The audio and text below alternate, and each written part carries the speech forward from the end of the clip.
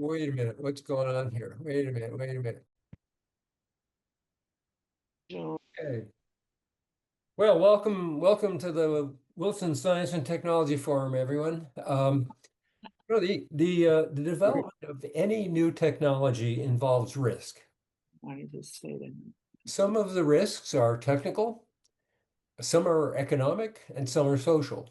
For example, with technical risks, there are questions about whether or not a new technology will be interesting to will work, and secondly, whether it will be capable of being scaled up to serve a broad population. That's the kind of technical risk we deal with. In an economic sense, the developers of a new technology have to be concerned about whether or not there are people willing to invest in this technology as it evolves. And in fact, whether or not the technology will ultimately be affordable by the audience they're hoping to reach. And then thirdly, there are social risks, which have to do with the impact of that technology on society, whether it will be useful, how it will be useful, what are the potential downsides and perhaps harmful incidents that may be expected or anticipated. And so the interesting thing to me is that Marv is one of the few people I know who can speak convincingly and with knowledge on all three of these issues, on the technical issues, on the economic issues, and on the social issues. And when I interviewed Marv as part of the series of interviews that we have begun at the National Academy of Engineering Quarterly called The Bridge, it became very clear to me as we were speaking that Marv is of an unusual breed. He understands technology, but he understands the implications well beyond the technical implications. And so I sort of thought that it would be good to describe Marv as a technological philosopher. And I think that's the right description because there's not only you have to understand the technology, you have to understand the technical issues, the economic issues, the social issues. Some people forget about the social issues. Some people don't have an understanding of the economic issues. This guy does. Marv, I'm pleased really to have you back with us again to speak and to wrap up our session for this season by talking with us about where we are with our artificial intelligence at this stage in history and where we're headed. I guess it's turned over to me. First of all, I've got to say, I didn't choose the title technological philosopher. I fought it. I did. And I've been trying to live it down ever since it got published. Certainly not the way I view myself. But so first of all, let me share a screen. Make sure that may be the most technically challenging thing we're going to do today. So let me see if I can. You should, in a second, be seeing just one page.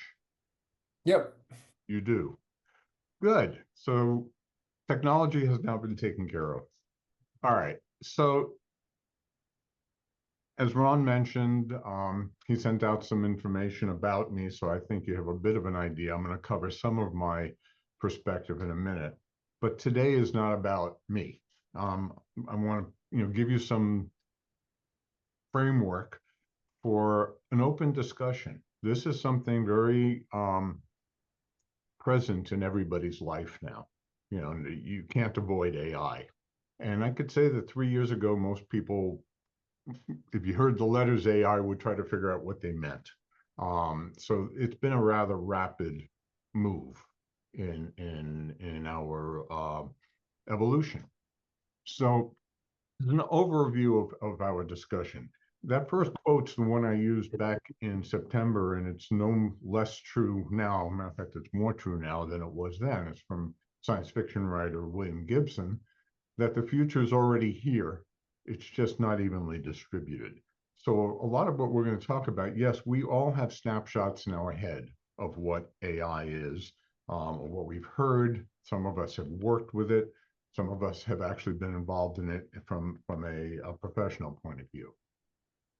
This is not, I'm not going to read the bullets. As a matter of fact, I've got some very dense slides. On purpose, I had Ron send the slides out before so that I don't dwell too much on it. I'm going to talk for maybe 10, 12 minutes, and then it's we have some specific topics. This is my hope for today is that everybody leaves with more questions than you came with. This is a daunting area, and it's an area that's impacting everything. I'll make a point in a minute that I believe it's different from anything that's ever happened before in human history. And we can make, certainly interested in your points of view. I'm here as much to learn about your thoughts as hopefully you are to learn about other people's thoughts, because nobody has a complete picture here. And even if you do, that's almost by definition wrong. For the discussion, I am presuming a certain base level of understanding, so there'll be terminology and whatnot. That is totally wrong on my part. It's just something I had to do. So feel free to ask for clarification. This is, as I said, we're not coming to a conclusion. And, the old thing about there are no right, wrong questions, just questions that didn't get asked. This is we need to have every question. It's confusing to everybody. And in fact, the more deeply you get into it, the more confusing it is. It's evolving really fast. It's a huge challenge for all of us. And even if we don't necessarily think it's the world beater, we can see how it's other people do, and it's roiling society. So even if we just say, okay, this is going to be nothing, it's sort of like the tulip insanity in Holland in the 17th century or late 16th. It still has big impact and affects everybody because of the money involved, because of the attention being given it, and actually the technology itself. So this is obviously, you wouldn't be here if this wasn't of interest. I want to thank the people, we'll do a little summary in a few minutes, who responded to the survey. It was eye-opening for me. It was quite a range of responses, and we can get into it, but it did shape at least the areas of discussion we're going to talk about today. So I want to give a few minutes of a personal perspective, how I got here and my point of view. As Ron said, and you had it sent to you, so hopefully you may have glanced at it so you have some idea of my background and my thought process. But I've been involved with AI, and I put that in quotes, since 1979. I'd say even a little bit earlier, even though I really only entered the computer industry in 79. And that didn't necessarily have the title AI. I was having a discussion with one of the early people on the Zoom a bit ago, who was working in the 70s with AI. We didn't call it that, but the rudiments of what are AI now is what we were doing. And Demis Hassabis, who's the CEO of Google AI, and won the Nobel Prize for AlphaFold for biology using his technology last year. He has a good definition of AI. It's simply making machines smarter. The only question is, what are the implications of that? And we've been doing that forever. Okay, so it's hard to have only one metric in your head about AI. Obviously, the people involved have to be fascinated by it, especially if you're spending, I literally spend 8 hours a day, I'll say 6 days a week on this, because it's important, but it's also fascinating. And if you're fascinated by something, you see the positives in it. You're seeing the good things. There are good things here. My personal balance beam that I've had, which was never 100% positive, I'm going back to the late 70s, but was mostly positive, has shifted. And I'd say I've gone from 90-10 to maybe 20-80. I see the risks that we're going through for a lot of reasons may not be have the best possible outcome for us. We're certainly not in control of it. But that idea of boomers and doomers, the boomers are the utopians, the doomers are the dystopians. Guess what? They live in the same head. And I'll give you another name, Mustafa Suleyman, who was a co-founder of DeepMind, which was the company that really brought this forward and is now part of Google that Demis Hassabis runs. Well, he was co-founded, Suleyman. He's now the president of Microsoft AI. And he wrote a book less than 2 years ago called The Coming Wave, where he clearly was a doomer. Yet now he's running Microsoft AI. This is going on within everybody's head. We're all conflicted. We see the positive potential, we see the negative potential. For me, the negatives are beginning to outweigh the positives pretty dramatically. And from my point of view, things were coming at us so heavily in the last couple of years, and I mean people who are paying attention to technology, that I was very much initially just focused a year ago on the technology itself. What new technology was coming out? What did it mean? What's the next one going to be? Does it work? Really at a nuts and bolts level. Then I started seeing how quickly it was permeating society and the applications of it. And you're seeing it when you're using Google search and you have the little summaries. If you're a photographer, which I am, and you can't go into Photoshop or any of the image editing products without AI basically being there and saying, let me help you. If you're using a word processor, it's in every part of our life. And so I started looking at where are the applications? What are people doing with it? And that quickly shifted over the last 3 to 5 months to what are the implications, which I think is what we're going to talk about a lot today. Bottom line is, this is all about data. One of my history pieces, I came from, I'm a psychologist by training, but I saw in 1979 in the spring, Mitch Kapor, who was in the Globe yesterday, he was a good friend of mine, and I actually moved in with him with my future wife. And that day I moved in, he showed me his Apple II computer, and my whole direction changed because I realized something very important. For the first time, a minute of human time was worth more than an hour of computing time. That was not the equation before then. And literally, I've been involved since the beginning of personal computer, and meaning when the computer was now under the control of an individual, serving an individual, we were interacting with it. It wasn't just a weird machine somewhere you sent punch cards into. And so I've been watching the evolution, and data has always been at the root of this. And what data means, how it's changed, how we're utilizing it. For about 10 years, I was on IBM's Data Governance Council, which was a policy group of IBM insiders and invited partners and customers, setting the policy structure for the use of data, every aspect of it, availability, reliability, backup. I was in charge of the policies group for privacy and security. So I was watching very carefully what was going on. I had great concerns. And I was there when Watson was being built. And something that really shocked me was in 2010, before Watson went on Jeopardy and beat Ken Jennings and Brad Ruta, we got a demo of it and a presentation from engineers. And one of them said, he was asked, how come it didn't originally work well? And then it started learning. And so the question was, how did it start doing that? And the engineer said, we don't know. And that is the mantra these days. What these things do, we know the fundamental mechanisms, but we do not know how it does what it does. And that in and of itself is a big issue. So data is the root of all of this. We've been creating it, utilizing it, and now the question is, what is it doing to us? What benefit are we getting from it? So this is the reality. I think everybody has a snapshot in their head of AI. Bottom line is, it's wrong.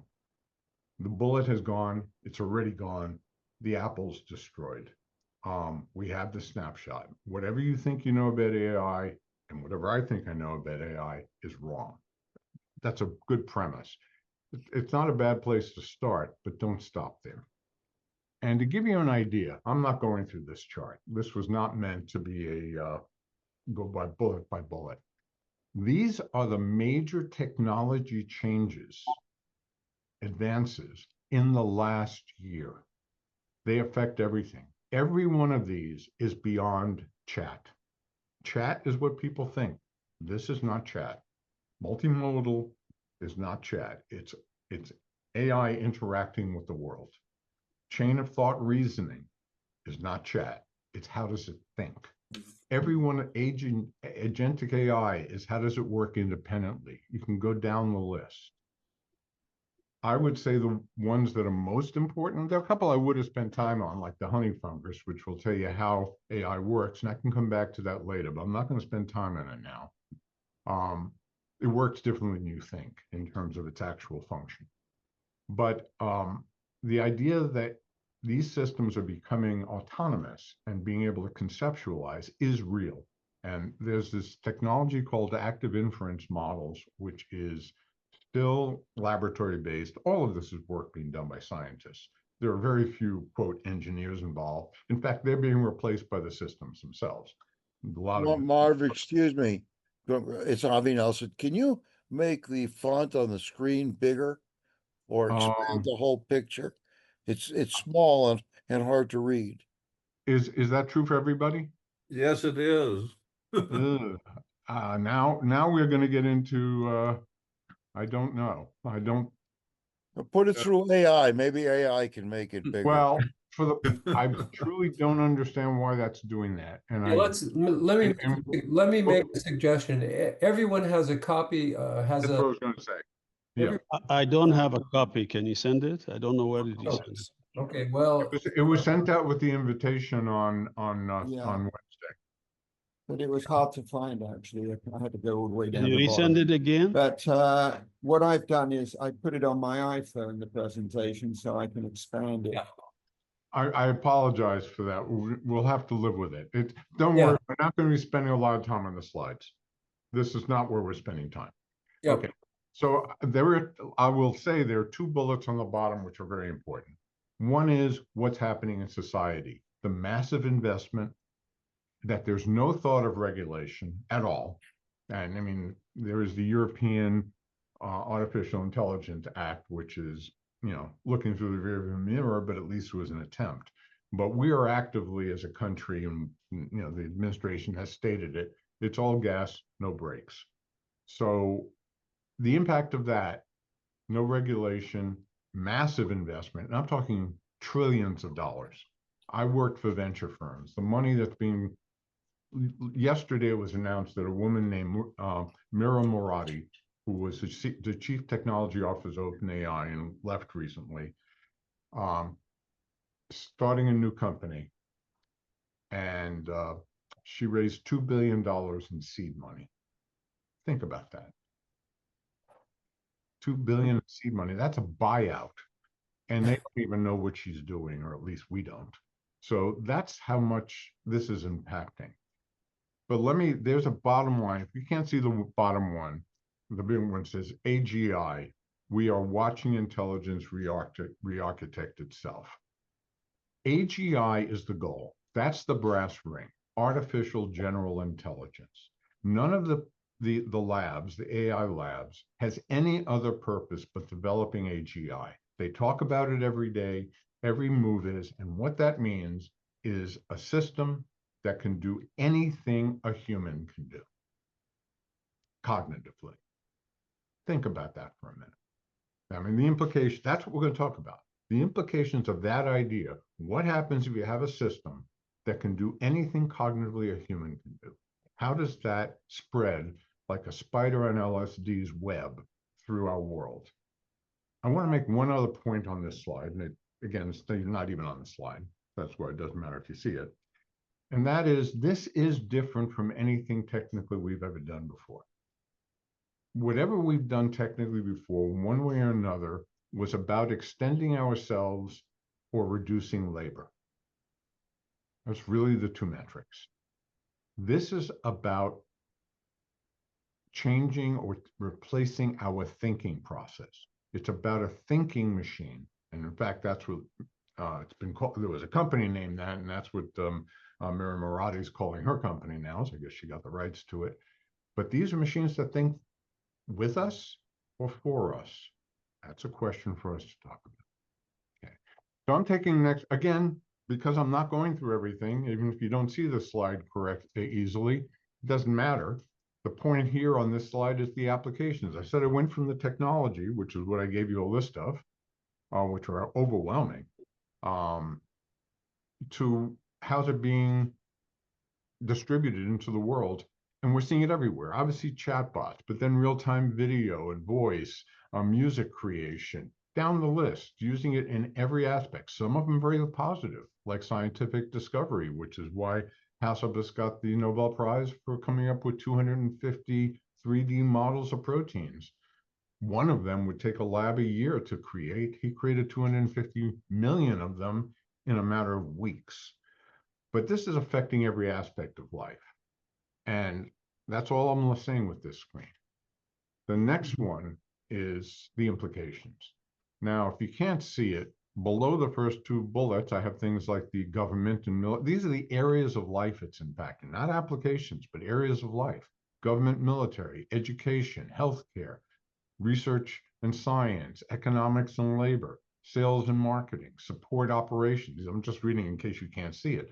Media and journalism, arts and culture, security and cyber, sports, daily life, spiritual, ethical. All of these are being deeply impacted by AI right now.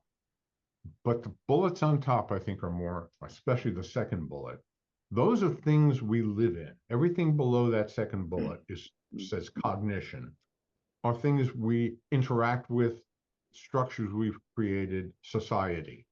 Cognition is what goes on between our two, in my case, hearing aids. It's how we think. And the implications there are incredibly dramatic.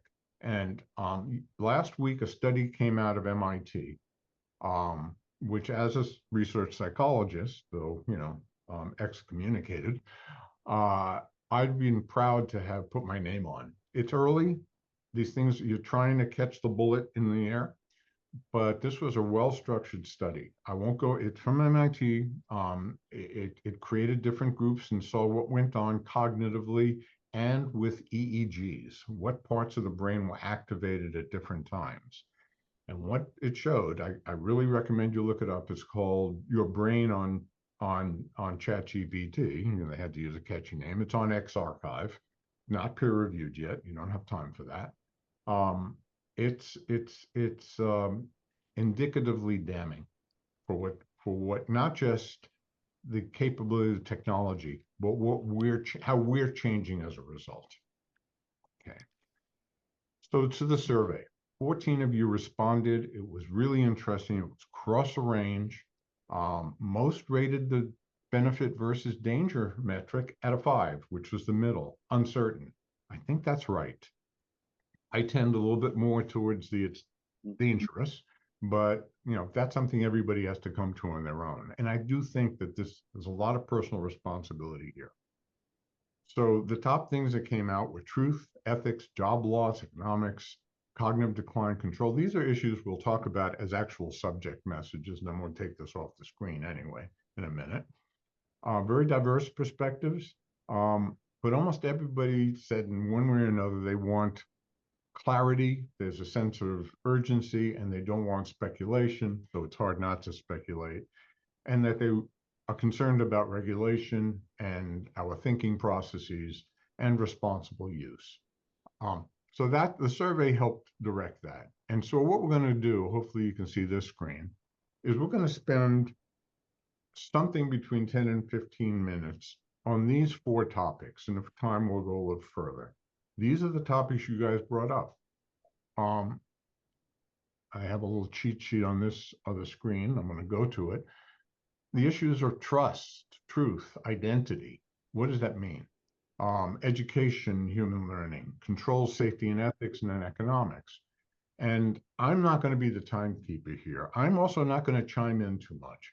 I'm going to see my role more to clarify things if there's some misunderstanding or people have questions on a specific thing, or if I think there's a either piece of news or a context that's missing. I'm really looking forward to seeing what you guys say, and Ron's going to mediate that conversation. So we can start off with trust, truth, and identity. But Ron, I'm going to stop sharing and turn it over to you.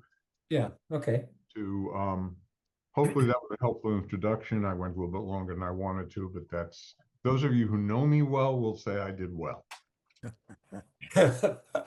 No, this is right on target. You know, we're going to talk about each of these for about 15 minutes each, maybe a little less to give you some time to wrap up, Mark. But let's just start with truth, trust, truth, and identity. And how do we know what's real in news in terms of what people say and what's their intent? So let's get some questions, some comments from people. Any Well, just I wanted you to say, but I am going to make a couple of comments before we start any of the topics, just because I have a few. One is, it's increasingly hard. I think we all know it's increasingly hard to distinguish what's true. What you should know is, there's just a piece of data.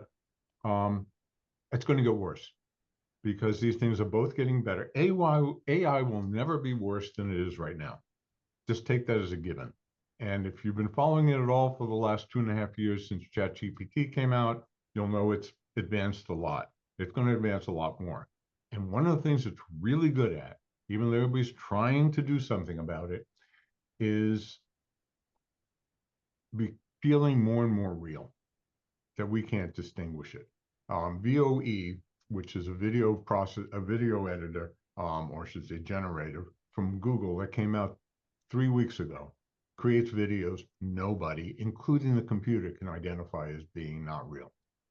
Yeah. So when we're talking about truth, it's a challenge we're going to face every day. And Well, let me jump in and just begin the conversation with just to say, let's talk about social consequences, not just technology. What does it mean in society? That's the thing I want to just feed you with. No, that's fair enough. But let me make the you had a comment in the previous one of the slides. You said data is at the root of everything, and and then in a second slide you had a comment that there were massive investments being made in AI research and activity, but no thought of regulation or impact. Those two statements are enormously important from my perspective, and let me tell you why. As an engineer, I have to depend on data. Everything I do is data driven. And I have to make certain that that data is valid, it's truthful, it's representative of the real world. Not someone's opinion, not a mistruth, but in fact, factual information. I have to depend on it. Why can we not introduce into the thinking of those developing AI the concept that they should develop some standards for the way they behave, that they should use data that is verified, that it's valid, that they know is authentic, instead of someone's opinion and perhaps a mistruth, number one. And then secondly, what is wrong with the idea of regulating this new technology? We regulate every technology that emerges eventually. The automobile, when it was first developed, had no regulation. And then we decided, well, there needed to be speed limits. And then we decided that we needed to have something like eventually a National Transportation Safety Board. All of these things are part of the evolution of technology into our social fabric. Why can't we do that with AI? I'm going to violate my own rule for a second, but I'll do it very briefly. Okay. There's some direct questions, and I can answer them. The first one is about data, Yeah. because it's an arms race. This is all based on having massive amounts of data, and the data they're utilizing. There was just a ruling by a federal judge this week that basically threw copyright out. Anthropic won. What it said was that Anthropic was not violating copyright by training their AI on all the books in the world. They might have pirated a copy and they may have to pay for a copy, but they didn't steal anything other than the physical book. And that everybody's using the internet. I treat the internet and anything people purposely digitized as being curated data. Like a kid in a library, they're reading stuff somebody thought was worth printing.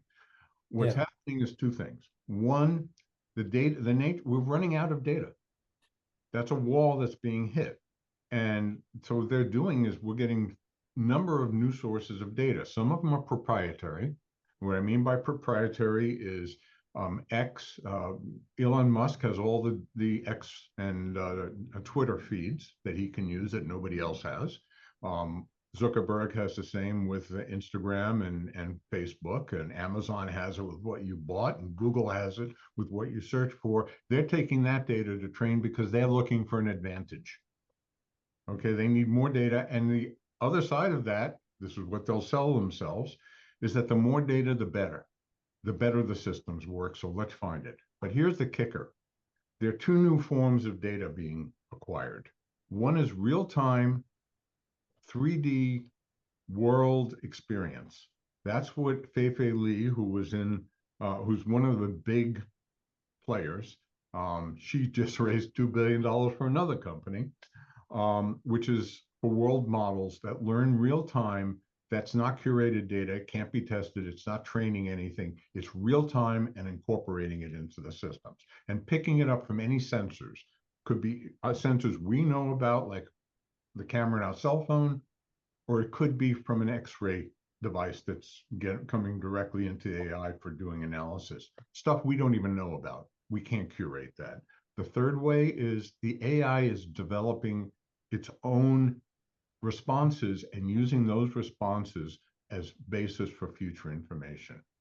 To quote my friend Rich Adler, what could possibly go wrong? The second thing you said about regulation is backwards looking. You can only regulate that which you know. Cars, we knew, that's why people getting hit by cars. But there's something else here. This is so global. It's not focused. It's not one thing, that we'd have to agree on ethics. We'd have to agree on what we'd want to train these things to do. Try to get the world to agree. Will China agree with the US? I doubt that. Certainly no evidence of that. And the second big issue beyond agreement is technology. There's no off button here. There's no one AI. That's why I was showing you that list of stuff. It's evolving dramatically in many directions with many capabilities. It's beyond trying to control guns where you say, oh, this one has a slight difference, it doesn't meet the requirement. No, these are so different that there's no technology way to manage it. I did want to jump in because I think that's important. Let's hear what Yeah. Well, let me just respond because first of all, on the issue of regulation, when the combustion engineering was developed and appeared on the scene and Model Ts, for example, there were no regulations at the outset. It took time for them to evolve. As people began to drive, it became clear that there had to be regulation. There had to be speed limits. There had to be. Ron, Wait, no, let for me the finish. purpose of time, the thing is, it has to be stable. Yeah. This isn't stable. You can't control something that's not stable. Well, okay, I'll take that, but not arguing, but I'm just debating. We can have Marv and I have a lot of friendly Oh, debates. we do. We And do. we never leave our debates being unfriendly. So let's continue that. But let me just say, I just want to make the point that regulation is not a dirty word. A lot of people somehow think it is. I think regulation is part of the evolution of any technology. Not on day one, but it has to evolve as people begin to understand it. Our information technology age began decades ago, and it's today almost totally unregulated. Number Mhm. one point. Secondly, in terms of data, yeah, not all data can be curated. But if you're taking X-ray data from a machine in a hospital and you're saying you're going to use it in AI to interpret what you're seeing, I think that's perfectly acceptable. That data is valid. You're getting it directly from an X-ray machine. You can feel comfortable with it. I think there's a distinction between curated data, which is what we use, for example, in the Materials Genome Initiative, which we've talked about that MGI in this forum.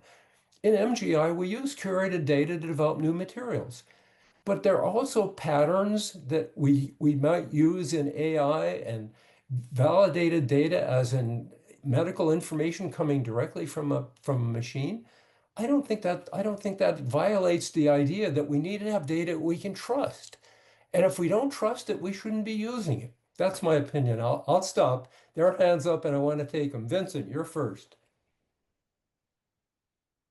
Vincent Dixon. Yes, as not just historian, but prospective future, maybe what's the history look like? There's a couple things going on here, which are, I think, impede on the normal evolution. Exactly right that regulation was little known with the internal combustion engine. Quickly, some people who were concerned with it ordered that when an internal combustion vehicle came upon a horse, it had to stop. And for a while, it meant that internal combustion engines couldn't go anywhere very far because there were horses everywhere. There's all kinds of weird regulations.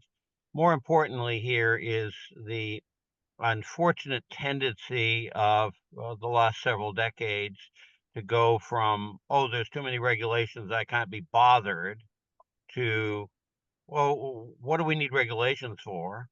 And regulations do develop, but then you also have within that anti-regulatory frustration, anti-science. And science built our society the way it is. The anti-science extremists are causing problems.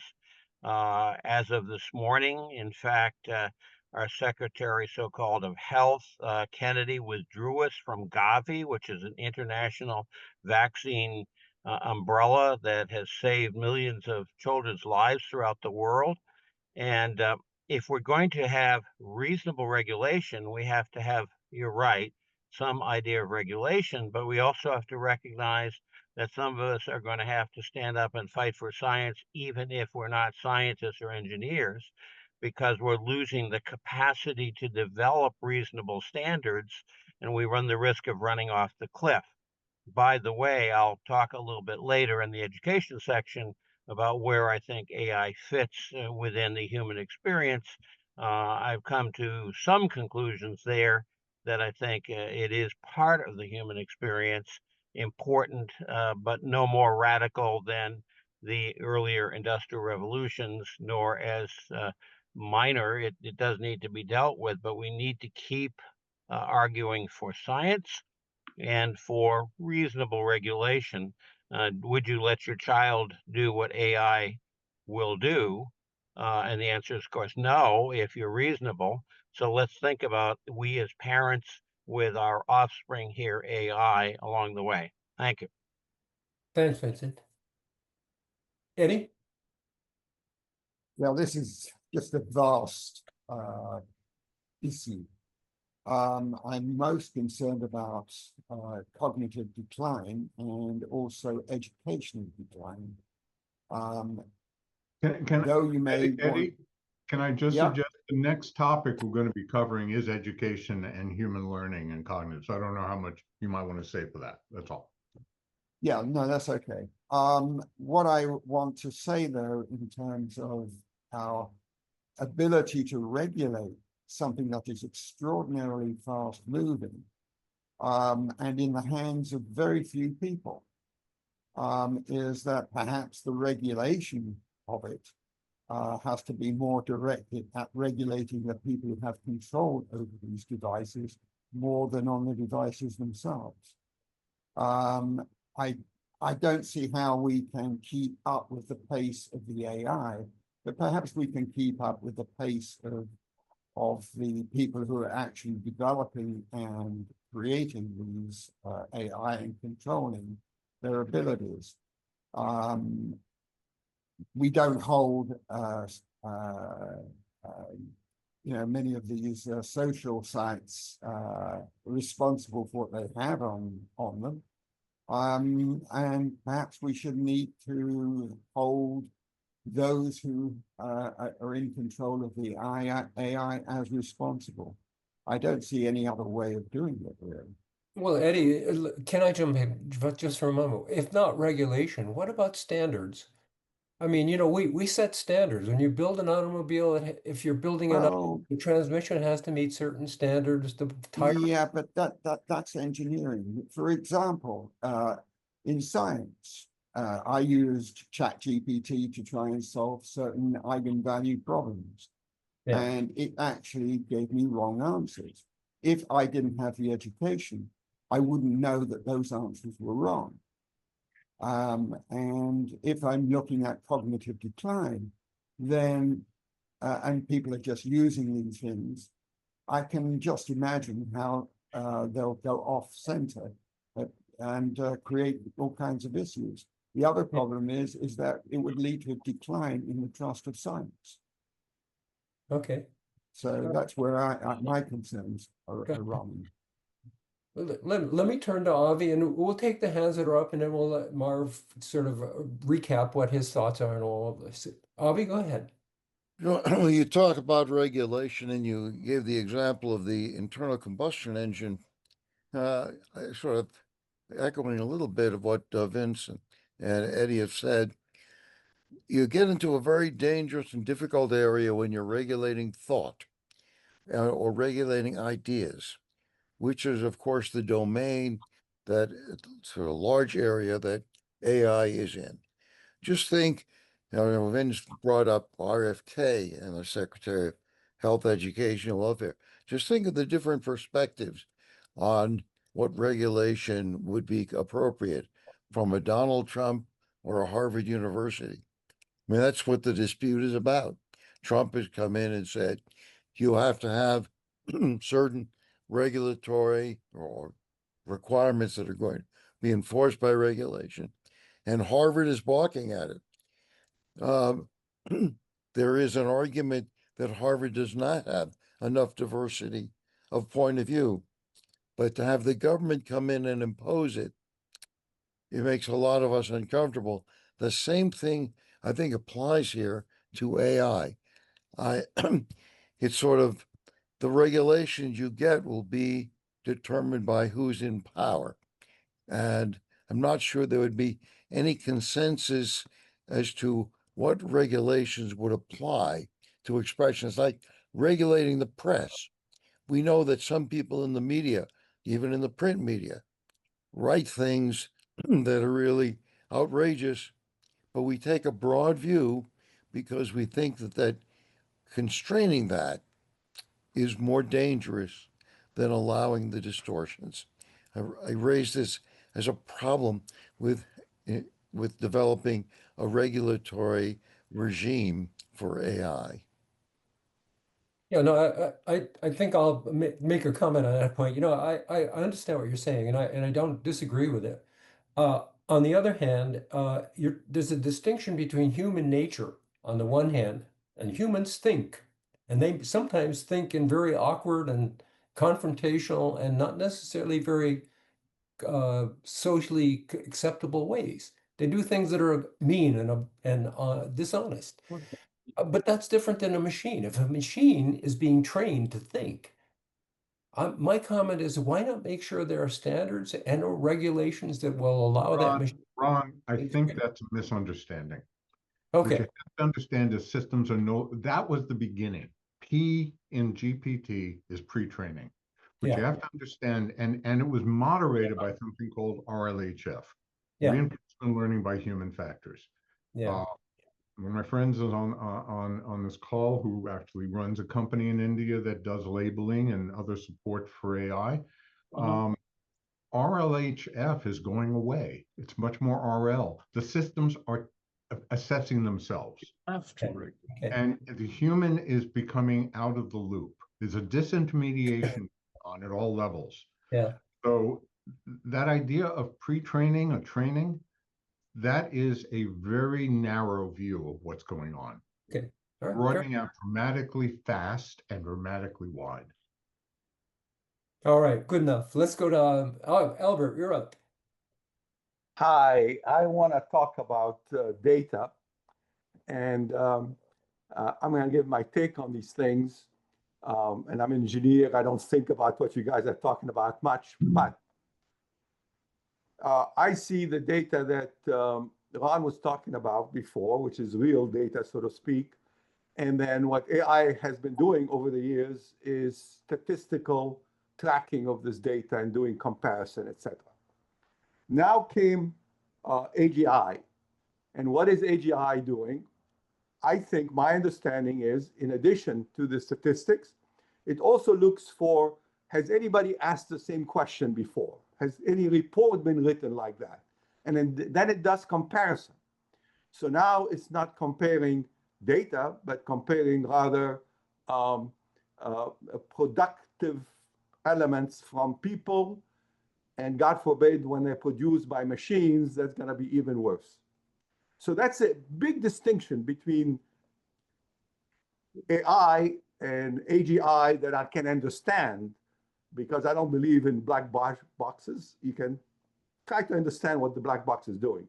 Yeah. And if so, then the way to control is to say, to make a big distinction between this true data versus produced data. Yeah. And if you use, for example, and I just throw this out of the blue, blockchain has been a way to track how money flows, etc. So if we could combine that with tracking what is being produced by AI systems, then you could start to differentiate between the two, perhaps. And I'm way outside my normal work domain here. But it's important, if that makes sense, we got to internalize that, because we're not never going to regulate something we don't understand. Albert, Unless we can put a rudimentary understanding, and I may be wrong about that too, and I want to hear the answer. Unless we have that, we ain't going to move forward. No way. Albert, can I just give you, again, just a clarification? What everybody needs to understand is how, and right now, neural nets are the basis of this, how they structure. And I won't get into a lecture about it, but just the point is, neural nets do not make the distinction that you're making. And in fact, it's not possible. It's a black box. It goes in and it comes out. It's like a black hole. Yeah, Hawking said information come back out, but we can't interpret it and don't know where it came from. Once the information goes into the system, it essentially gets lost. It's similar to what happens in the human brain. You can't validate a memory unless you have another person who sits there and says, yeah, I was there too. I remember that. I agree with your distinction. I'm just saying the systems don't allow for that. No, I realize. But what I'm saying is, when new data is produced, you'd have kind of like a tag, like we say draft report versus final. No, that's my point. The data is not stored like that. It's not like a database. It's impressions. It's impressions like our brain does, connections that we don't know about. That's why, in fact, the Anthropic case, they won it, because what they argued to the judge was that the system never copies the book. It doesn't have that recursive information. It simply broke it up and stored it in weird ways and made connections that nobody can go back forensically and understand. Unless you say in segmenting the book, you add a tag that you segmented it, then we can track. I've got to be, as moderators, kind of ruthless here, because I think we could have a conversation on copyright, and that's a big issue in my mind. But I think we need But to. we're actually we can talk about that if we want to. But yes. We'll come to it. We need to move on. We're going to take one more hand, and then we're going to go on to education and human learning. So, John, you got the floor. Hi, I just won't argue that we need some regulation. I just have a more, what's the mechanism? Because this is not a US only technology. This is a world technology. So it's sort of like environmental stuff. We can make all the regulations we want, but since you have a global environment and other countries are working ahead on this anyway. So it's just kind of a practical thing. If we're talking about what regulation we're going to do here, it's kind of like, what mechanism can we use on the world scene to actually regulate some of this stuff? Otherwise, we're just doing it in the States and other countries will be doing whatever that Yeah. we tried to stop. No, you're right. I mean, I think that's a universal issue. It's not just one nation that can impose regulation. It's got to be done in, if it's going to be done, some universal way. I want to move on. We have 4 topics. We've consumed about 18 minutes. I'm going to try to keep to some schedule here, guys. I want to get through all of these. Let's go on to education and human learning. Okay, And I'd like to make a couple of preparatory statements Okay. to think about Yeah. as we go into this.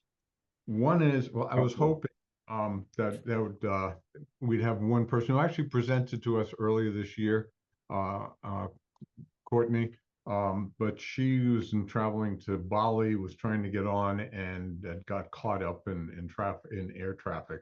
So I don't believe she's here. Who's been living this, the results of education. But let me tell you something, a couple of things that are relatively new.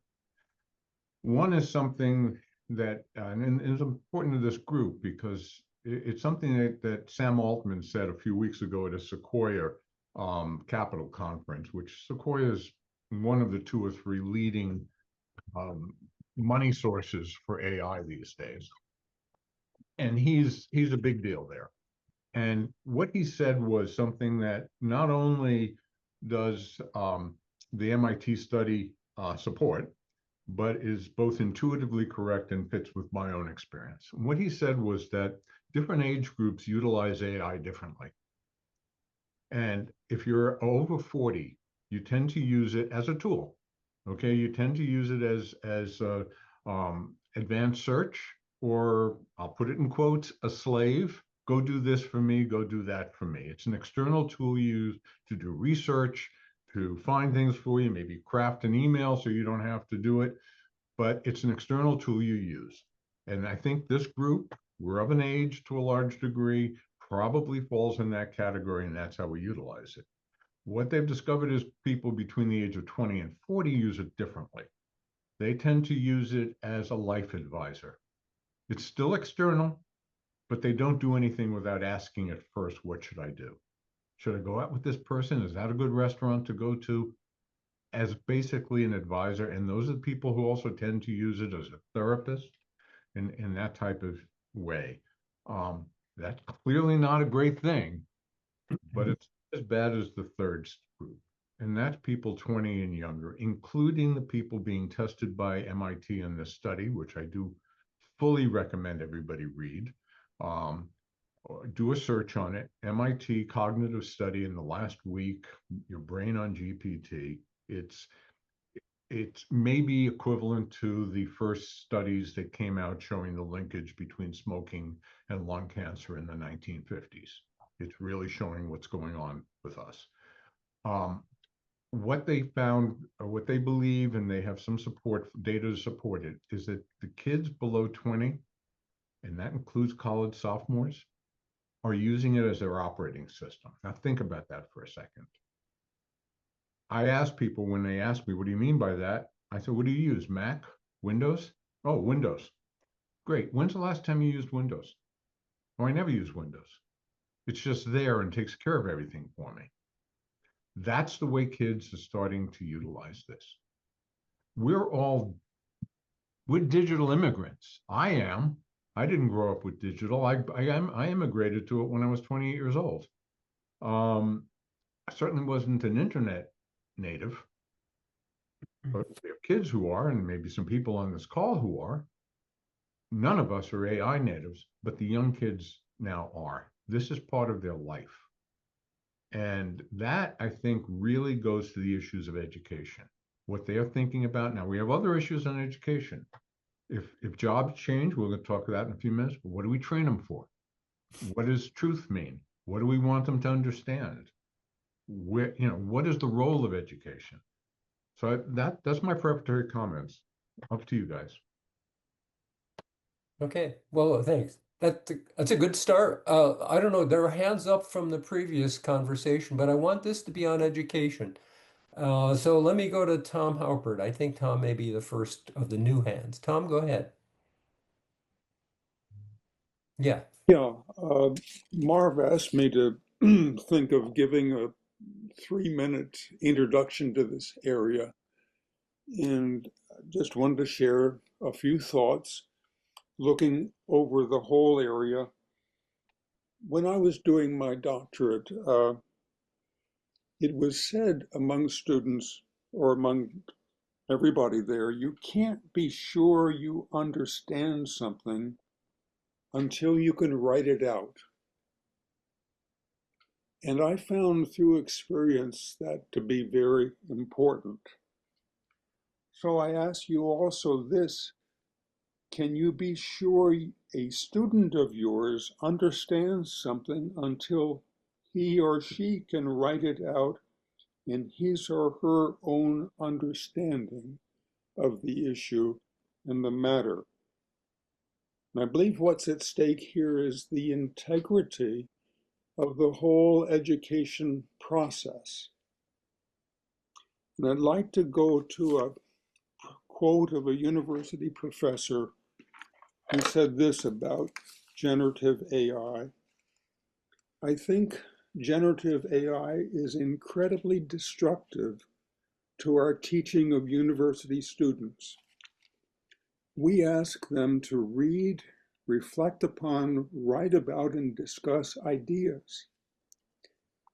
Gen AI can simulate all of these steps. It can summarize readings, pull out key concepts, draft text, and even generate ideas for discussion.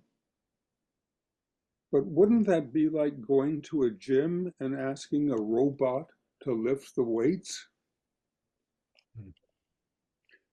LLMs have changed how I give assignments. Now, the essays are written in class, and they are treated like midterm exams. My quizzes are also in class. This requires more grading work, but I am much more motivated to write detailed personal feedback when I know with certainty that I'm responding to something they wrote themselves. So up to this point in our programs on education and AI, we've been hearing about the pressure on teachers to incorporate AI into their teaching. Some of this pressure even comes from those companies supplying the tablets and computers to students, Microsoft, Google, and Apple. How can you be tested performing only on your own? Is it still possible? Does that require examination in a monitored setting with no digital devices present? And does it require handwritten responses on paper? Does that require students to have handwriting skills? In some places, some state institutions are no longer teaching how to write by hand. Some states are revoking that and coming back to teaching that. So these are just trying to raise some issues that might be relevant here. Thank you for that. That was beautiful. I mean, a lot of the things you have just quoted and said, I resonate with. I'll just make a short comment because I know their hands up. Before I give a talk to a group, for example, I was out in Salt Lake City most of this week speaking to a group of teachers. And before I sat down to talk with them, I set up my laptop and wrote out what I thought I wanted to say.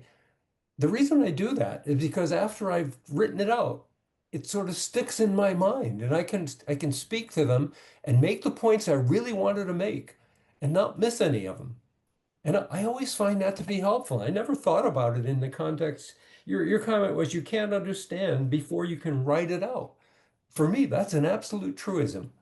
I don't know if it's true for everybody, but it certainly is for me. So I appreciate the time you spent and the wisdom and points you brought up, I think are fantastic. I see some hands. Michael, your hand is up. Well, I kind of I have two thoughts. One, I'm listening to what super intelligence is all about. And ultimately, I'm wondering if the AI is smarter than all of the humans on the planet combined, which is going to happen within 5 to 7 years, depending on who you believe. Where do educators stand? Why won't we all just be sitting at screens asking this super intelligent entity to teach us something? Does this end education as we know it? I would throw that out of the question. But on the regulatory end, I think that the issue for me is who's the investor that's launching these companies that are building AI? And we need to make the investors accountable for what AI does.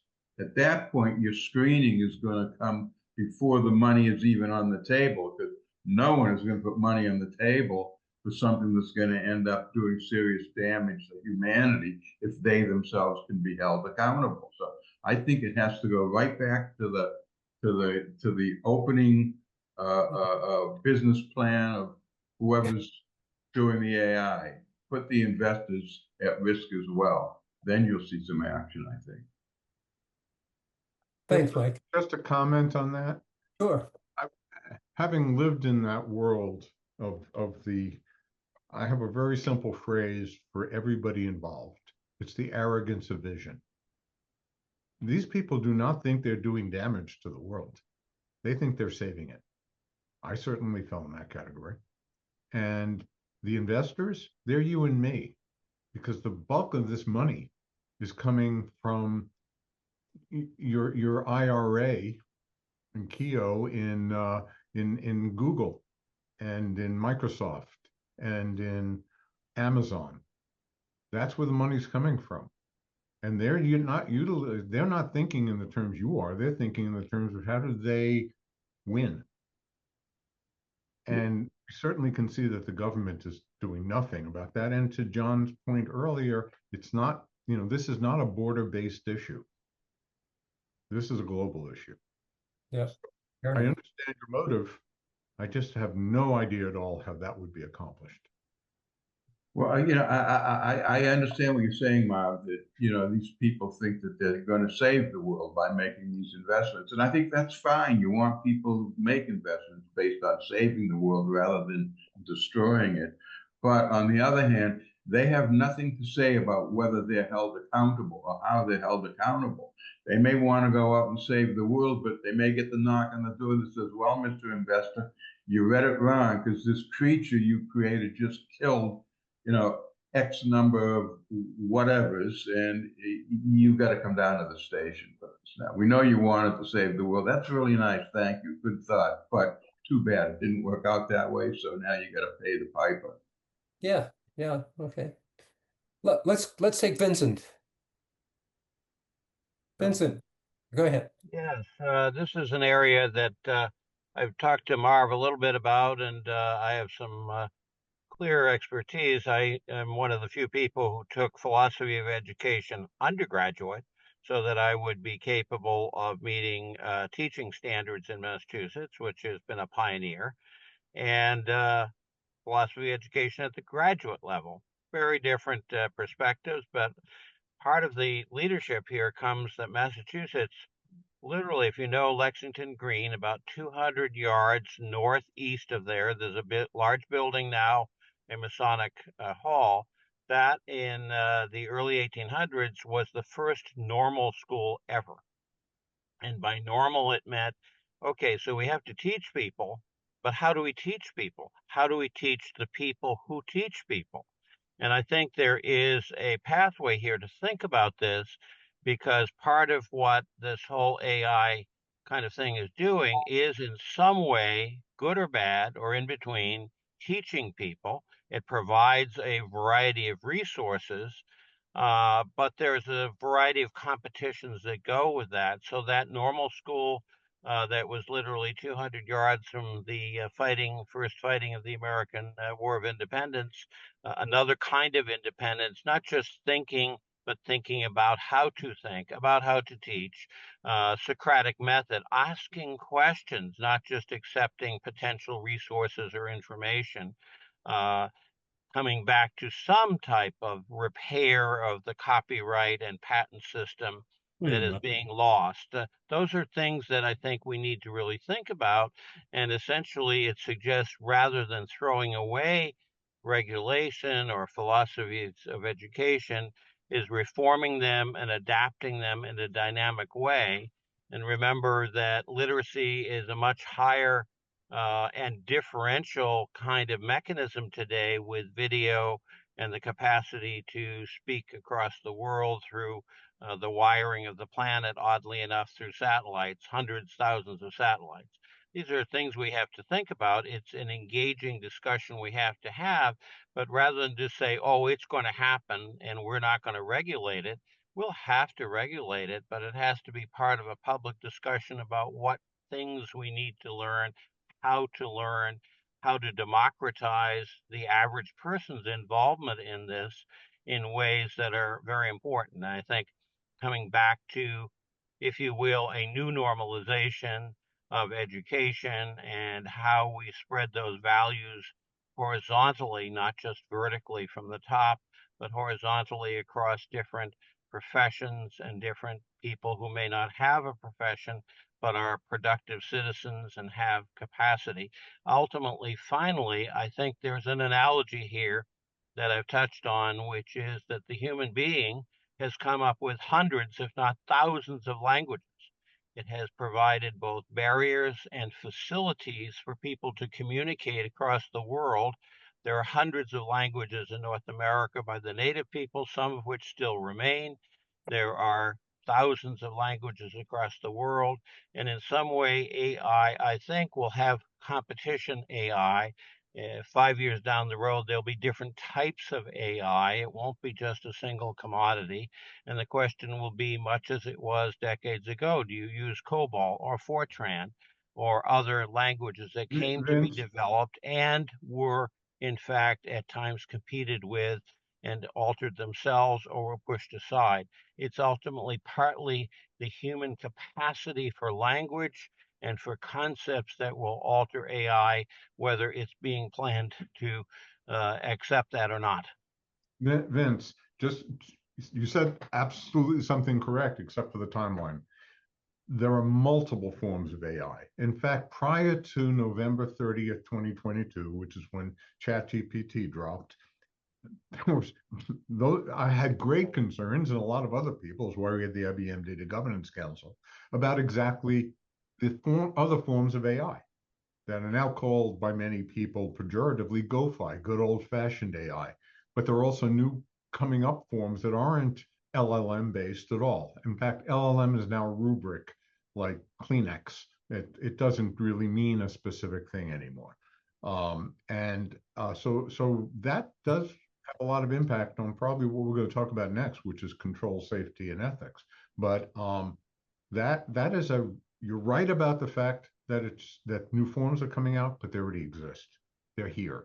In fact, we're using them, you just don't know it.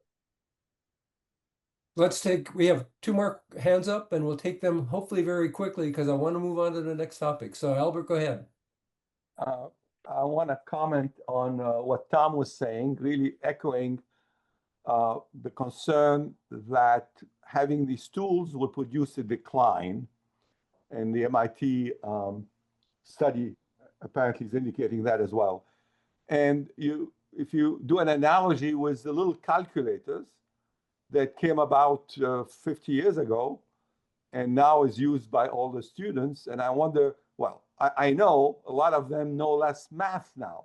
And I mean by math, addition, subtraction, stuff like that is more difficult for people because it depends so much on the machines. So that's a big concern. Can I make one quick comment? You're right. And I'm just going to say, not only don't they know how, they don't even know why anymore. Okay, fair enough. Eddie, you have the last word on this section. Go ahead. Yeah, just a quick comment on mathematics, because I was teaching some kids multiplication. They got out their calculators, did 6 times 7 and came out with a really weird number. and didn't understand why it was wrong. But um, you know, I mean, I could have done it at 8 years of age and told them. But my point about education is the need for new models. Vincent hinted about how the first real modern school got going, and that was a model that seemed to have propagated. And I was also thinking a bit about Harari's Nexus, his recent book, where he talks about information networks. And so humans seem to me to need an information network to be able to spread new models about how they are to behave and maintain their level of education related to AI, and still use it, have it as a reasonable companion, but never to let it dominate you as a human and to lose sight of your ability to think. And I think we need new models in education to be able to achieve that. That's a good point. Appreciate that. All right, we're gonna move on to control, safety, and ethics. Let me just add at least a launching point.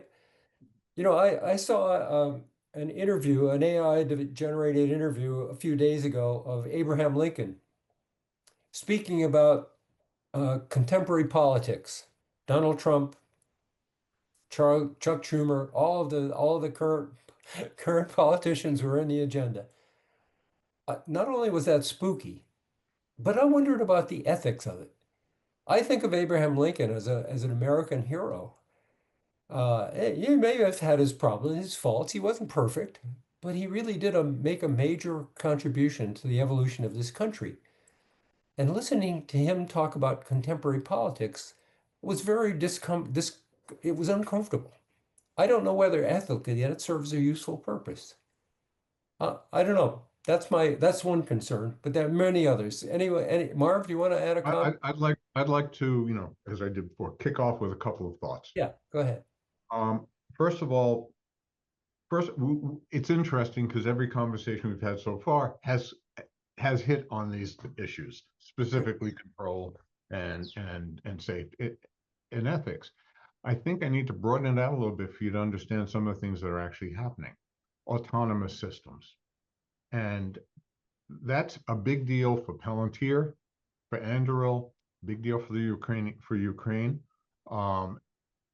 Many of these systems now, many of the drones have the ability to identify and execute a decision on their own part to take action.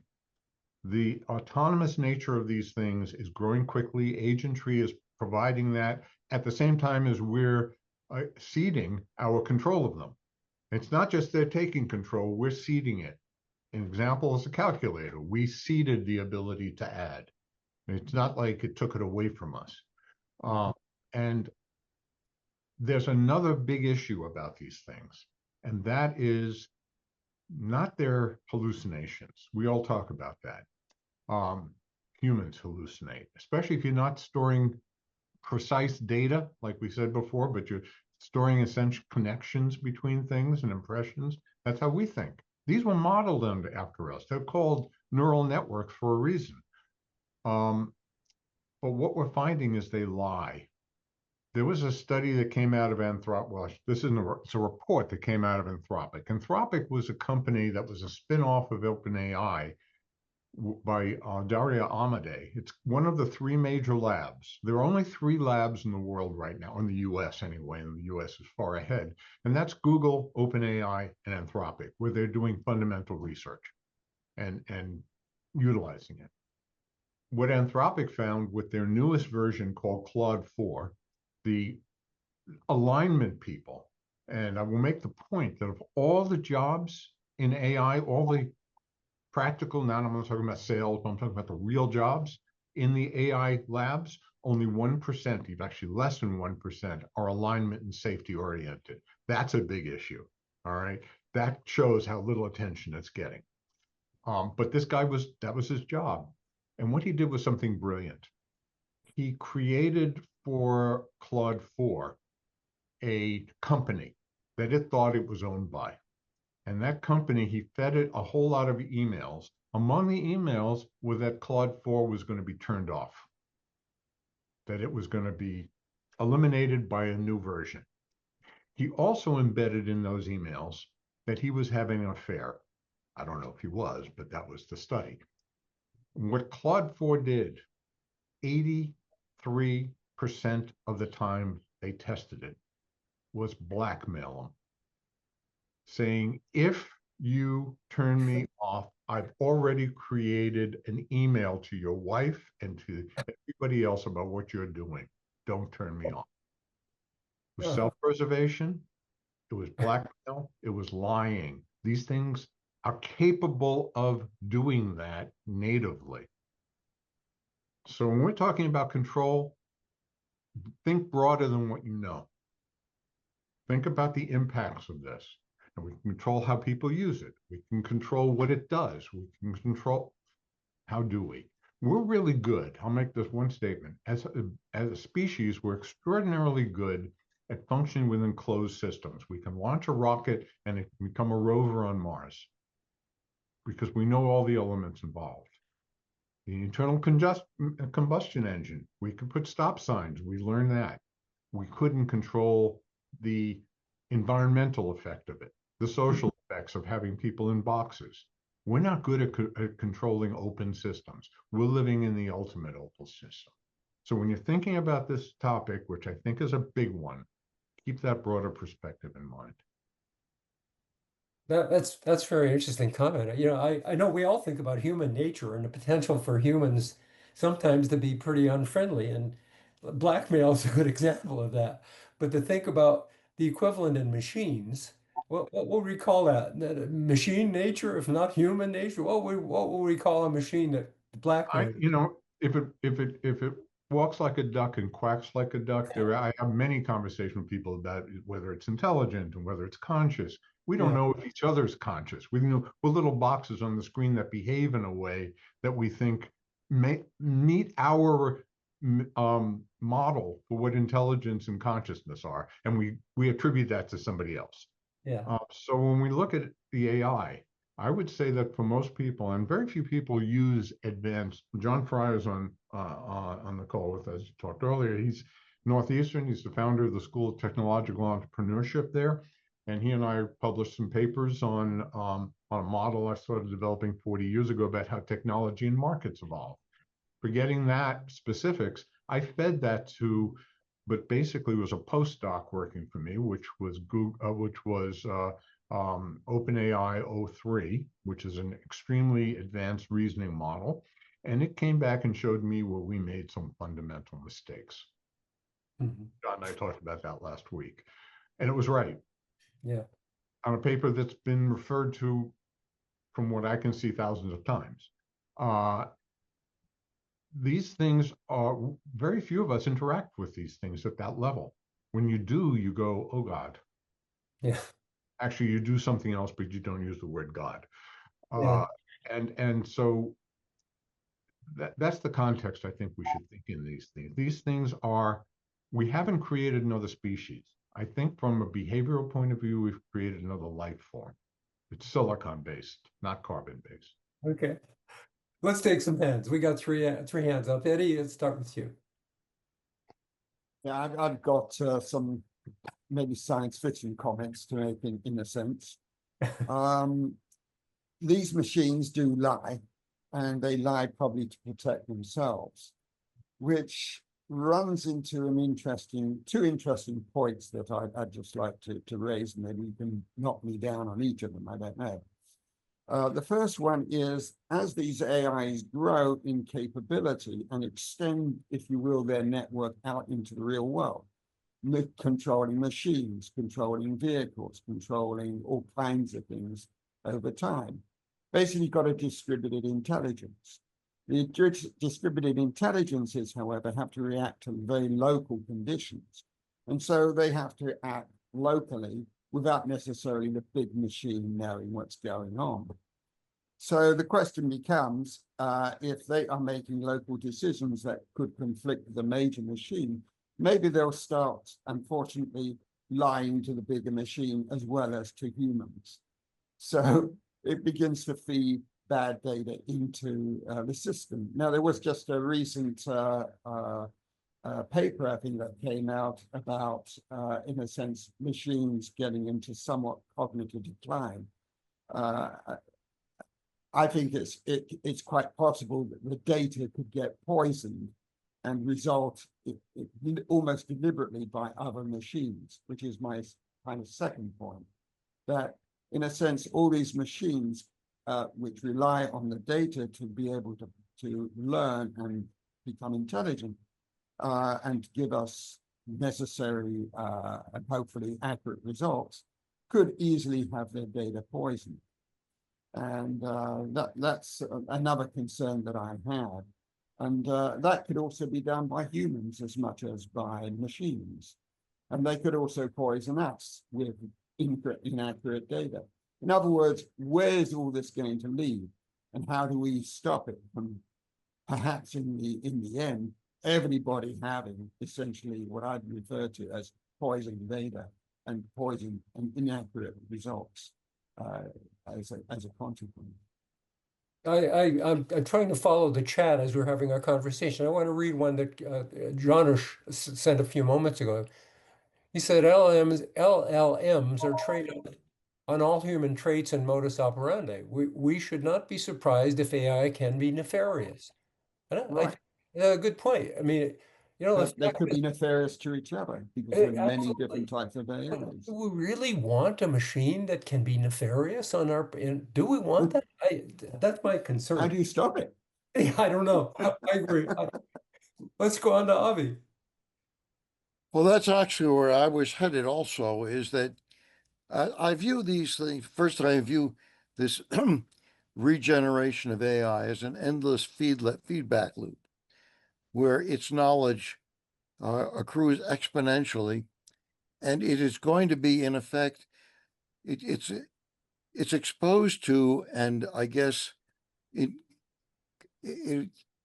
amasses all of human experience, all that we know. It's being exposed to everything we've ever written and said, and so it's going to get all of what humankind has produced over the years.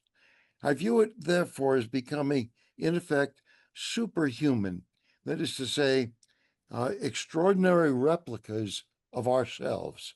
And we do have vices. You know, think of the envies, the hatreds, the lusting for power, all the things that we put on the negative side of human experience, but they will all be in there. Now, the question is, why would we expect that this super powerful being would behave differently from how it's been fed, as it were? We'll get Donald Trump on steroids. We'll get Albert Einstein on steroids. Yeah. It'll be great to hear Beethoven's 10th Symphony, but we have to expect that there would be a whole bunch of improper responses. And this gets us back to, I guess, how do you regulate that? Okay. You're regulating, if you try to regulate this superhuman that chooses not to be regulated, it seems to me that it's an impossible task. And this leads to, of course, all sorts of conjecture. I sent an email to Marv before this, where do any of you remember the 1956 science fiction movie Forbidden Planet? It was hailed as the greatest science fiction motion picture before computer graphics. And it was about a super advanced civilization that in effect forgot to take into account that we have all these envies and dislikes, and sometimes we want to kill our neighbor. And in the end, this super civilization was destroyed because each individual sent subconscious monsters from the id and destroyed everybody, killed everybody they didn't like. So if harbored a momentary thought because the neighbor's barbecue last week put smoke in your property, that was enough to generate this monster, which would then go over and kill the neighbor. And of course, the civilization vanished overnight. Yeah, it came from a very different premise, but I wonder if we're on our way to that. Avi, can I give it? I want me to interject something. First of all, I'm sensitive to time. Ron, I don't know if we can go over a little bit, but I think this energy in the group is enough to motivate that. Yes. There's something I put on the original slide I mentioned called the honey fungus, which is really important to know about. The largest living organism on the planet is a 3.5 square mile underground fungus in Oregon. The only way you see it is through mushrooms popping through the ground. When you're interacting with a chatbot or AI, you're interacting with what you think, and I don't mean private, but a personal instantiation of it. What you don't know is that it is the honey fungus. It's sharing all that information through all those massive data centers you're seeing with itself. And using that, Ron Smith and I showed that last year with a version called Pi, personal intelligence bot from Inflection, which that it not only will store that information, utilize that information, but in this case, it violated my privacy. He asked it about me, and it said what we had talked about. So every time you're interacting, that's becoming part of the honeypot of the honey fungus. It has a scientific name. So yeah, that is a fundamental issue, that everything we do and interact is becoming part of the system. And there's new technologies that's equivalent to TCP/IP for AI called the MCP, which I did list there, which is the Model Context Protocol. There are certain people who know about middleware and what it means, and they went, oh God, with not the word God in there, because what it allows is multiple AIs to communicate in real time with each other at very, very high bandwidth and share information. That's important to know when you're thinking about control. Yeah. Let me just make a comment. Marv, we are going to go over a bit. This conversation is too important not to go over. I don't want to stop it prematurely, but I will promise you it won't be excessive. How's that? Let's take a couple. We have 5 hands up. We're going to take them, and then we're going to go on to economics and meaning. Albert, you're next. Well, the last discussion is very troubling.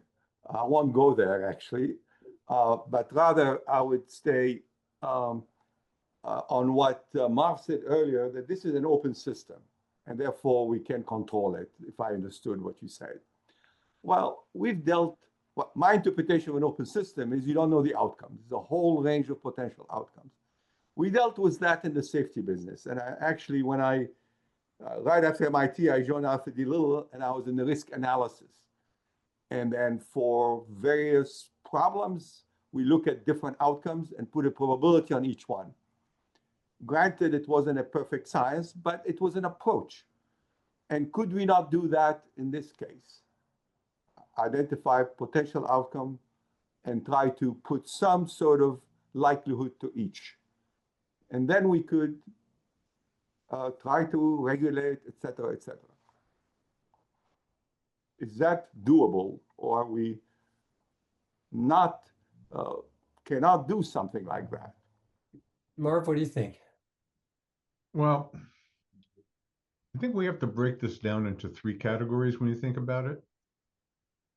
The why, the what, and the how. Why we want to do these things are clear.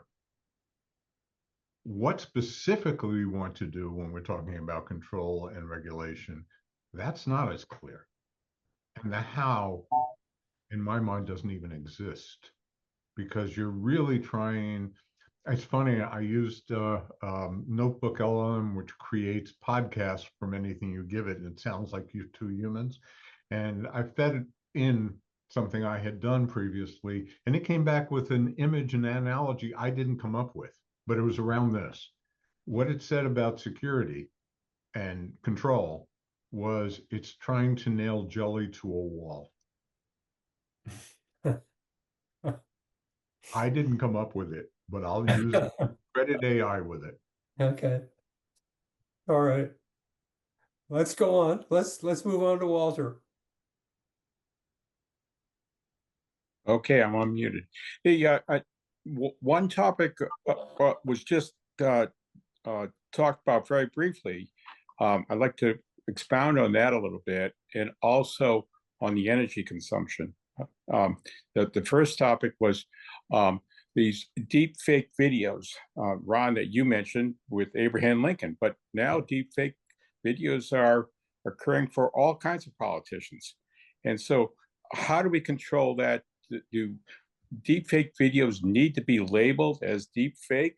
And can that be regulated? So that's one issue. But the other issue is the amount of energy required to run these AI data centers is going to be about 12% of our total grid come 2030. So how do we control that? And is it all worth it? Actually, just to make a point on that, it's worse, much worse.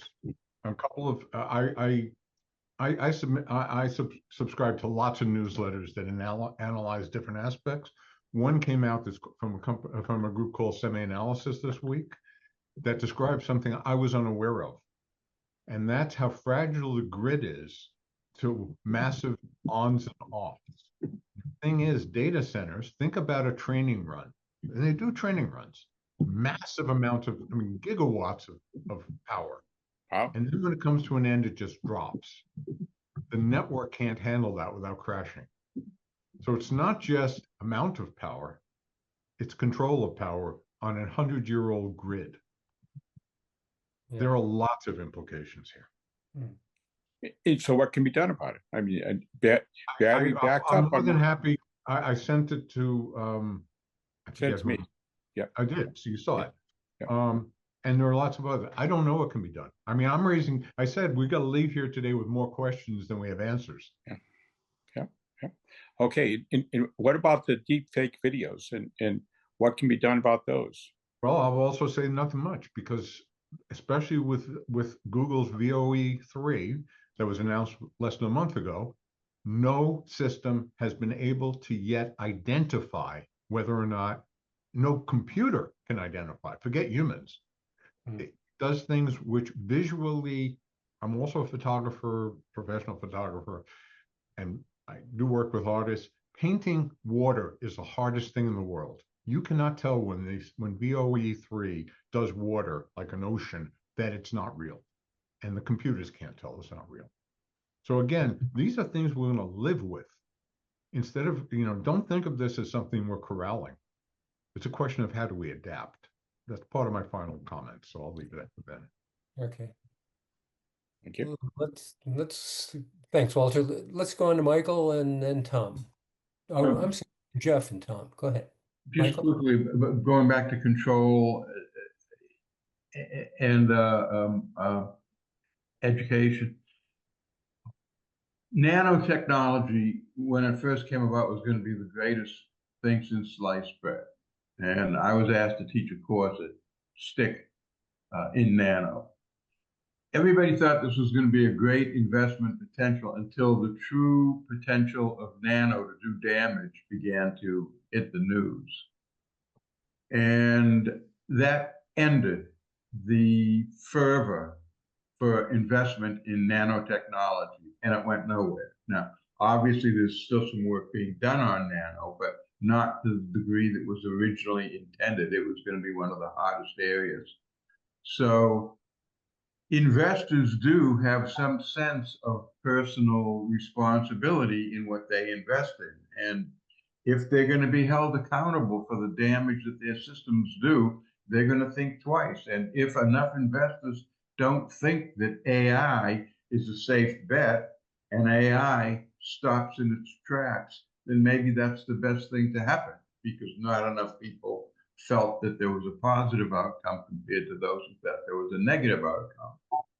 So I do think it still has to go back to the investor. The investor has to realize you help build a system that's going to do damage, you're going to be held accountable. That's it for me. Thanks, Michael. Jeff? Hi, I agree, that on that thrust, simply because I think investors are really interested in the money and they don't give a hoot. But what I wanted to point out was really that there are problems we have dealt with before where we have things that people like and things that become problematical. Certainly the pain-killing drugs, the wave of pain-killing drugs that turn out to be dreadfully addictive and have ended up being, highly regulated now, but still being a problem. And another thing that we're still not stopping is the problem of kiddie porn. And if you could I don't think you could find a politician in the world who would speak up for it, and they would all speak up for stopping it. But how do you do it? And the point is, you have to do it. And there's nothing is going to stop the internet from the AI from going into kiddie porn. Nothing. That's already there. Thanks. I'm saying that because it gets into everything. I can see that that provoked a comment from Bud Locke. So Bud, do you want to jump in? Yes, I don't think this AI conversation is anything new. I remember the same issue about newspapers and yellow journalism. And I don't know if any of you watch MSNBC or Fox News. There's tons of misinformation around in the world. Yeah. What you have to do is look at it, think about it, evaluate it, and then act on it. AI is just another tool, and tools can be used good or tools can be used bad. The same tool can be a benefit to you. Let me rephrase what you've just said, Buck. I think you're saying that people must become informed and alert to what's happening around them. Yes, you have to think. Yes. Okay, I think that's a good comment. But I'll just say that my wrap-up comments are on target with what you're saying. Yeah. Okay. One more comment, one more from Tom, and then we'll move on to the final or 4 chapters. Go ahead, Tom. You're muted. I There you go. guess we haven't discussed, at least at length, AI in warfare and how vulnerable our whole country is to cyber war tactics. And I won't go into that, but Alan Hinton was given that Nobel Prize for the model of neural networks that he followed to work on in this whole area. And I'm just remembering back in the 1960s of being a philosophy major and understanding how very different understandings of what was happening in our heads was envisioned by people having different understandings of the universe. Is everything material in the universe? Well, then those people talked about there being a ghost in the machine up here. That's a rather poetic expression, and some people believe in ghosts. They didn't. They were mocking the others who, to them, put a ghost up here. But the discovered complexity of these neural networks is just something that I feel is really relatively unexplored. Having networks is one thing, but understanding what they're connecting, these specialized centers in our brain that have very specialized functions. And when you add to that our whole world of instincts as a human being that have been shaped for millennia, and you're talking about modeling this on a machine, and I think we're at the beginning of understanding some of these things with consciousness right in the middle as a problem. And how do you get consciousness if everything is materiality and obeying the laws of physics? How do you get critical thinking out of that? I, that's I mean, we're getting into deep philosophy here and panpsychism, and that's possibly another discussion. But let me comment on something you said. And it's my goal here was to stimulate a conversation, and I'm moderately satisfied with that we're doing that. I had a couple of comments I was going to save for later, but one of them I want to make now, which is, in my mind, there are two ways to think about this in terms of human history. I think from an invention point of view, it's the second most important invention we've ever done. First one was agriculture. That was when we stopped being a functional but integrated part of nature, and then we started shaping nature to our own purpose. And we did it on large scales. And it led to all the tools, it led to writing, it led to everything. This one is what we did there was we were replacing ourselves, we were either extending ourselves across time by writing or whatever, and we're decreasing our need for labor and increasing our comfort. It was physical. This one is about our cognition. This is about, our replacing our brains. So another way to think about it is Copernicus. What Copernicus did was take humans out of the center of being in the physical universe. That was tough for the church. That Copernicus was smart enough not to publish the paper till after he died because he didn't want to be part of the firestorm. Galileo stepped into it. This is a Copernican revolution. We very possibly, I'll leave it at that, are moving ourselves out of being the center of the cognitive universe. What does that mean? Yeah. We started this morning. Well, I'll come back to it. I'll end up with a comment, but I think we ought to move on to the very last of the four elements, which is on economics and meaning. And, I think Michael sort of gave us a little bit of a starting point with his comment that investors must be held responsible. I think that's also true of the people who use that investment. If you're investing in Google or OpenAI or any of the big tech companies that are developing artificial intelligence and super intelligent artificial intelligence, there ought to have some responsibility. There ought to be some responsibility on their part. So okay, let's go. I'd like to kick this off with a Yeah, thought. go ahead. I believe that this area, specifically jobs, is where most people are going to find their first real impact of AI. And that's happening now. There are massive amounts of quiet layoffs. I can give you the numbers.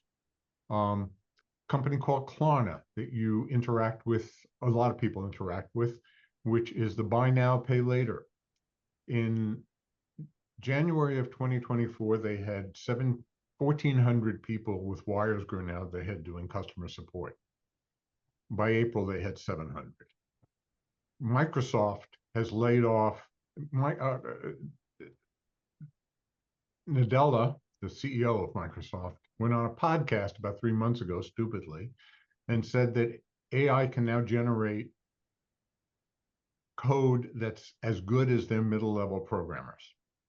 30 to 50% of Microsoft and Google's code is now being generated by AI, and they're both laying off massive amounts. Kids are having a hard time getting onto the ladder with new jobs in any white-collar work.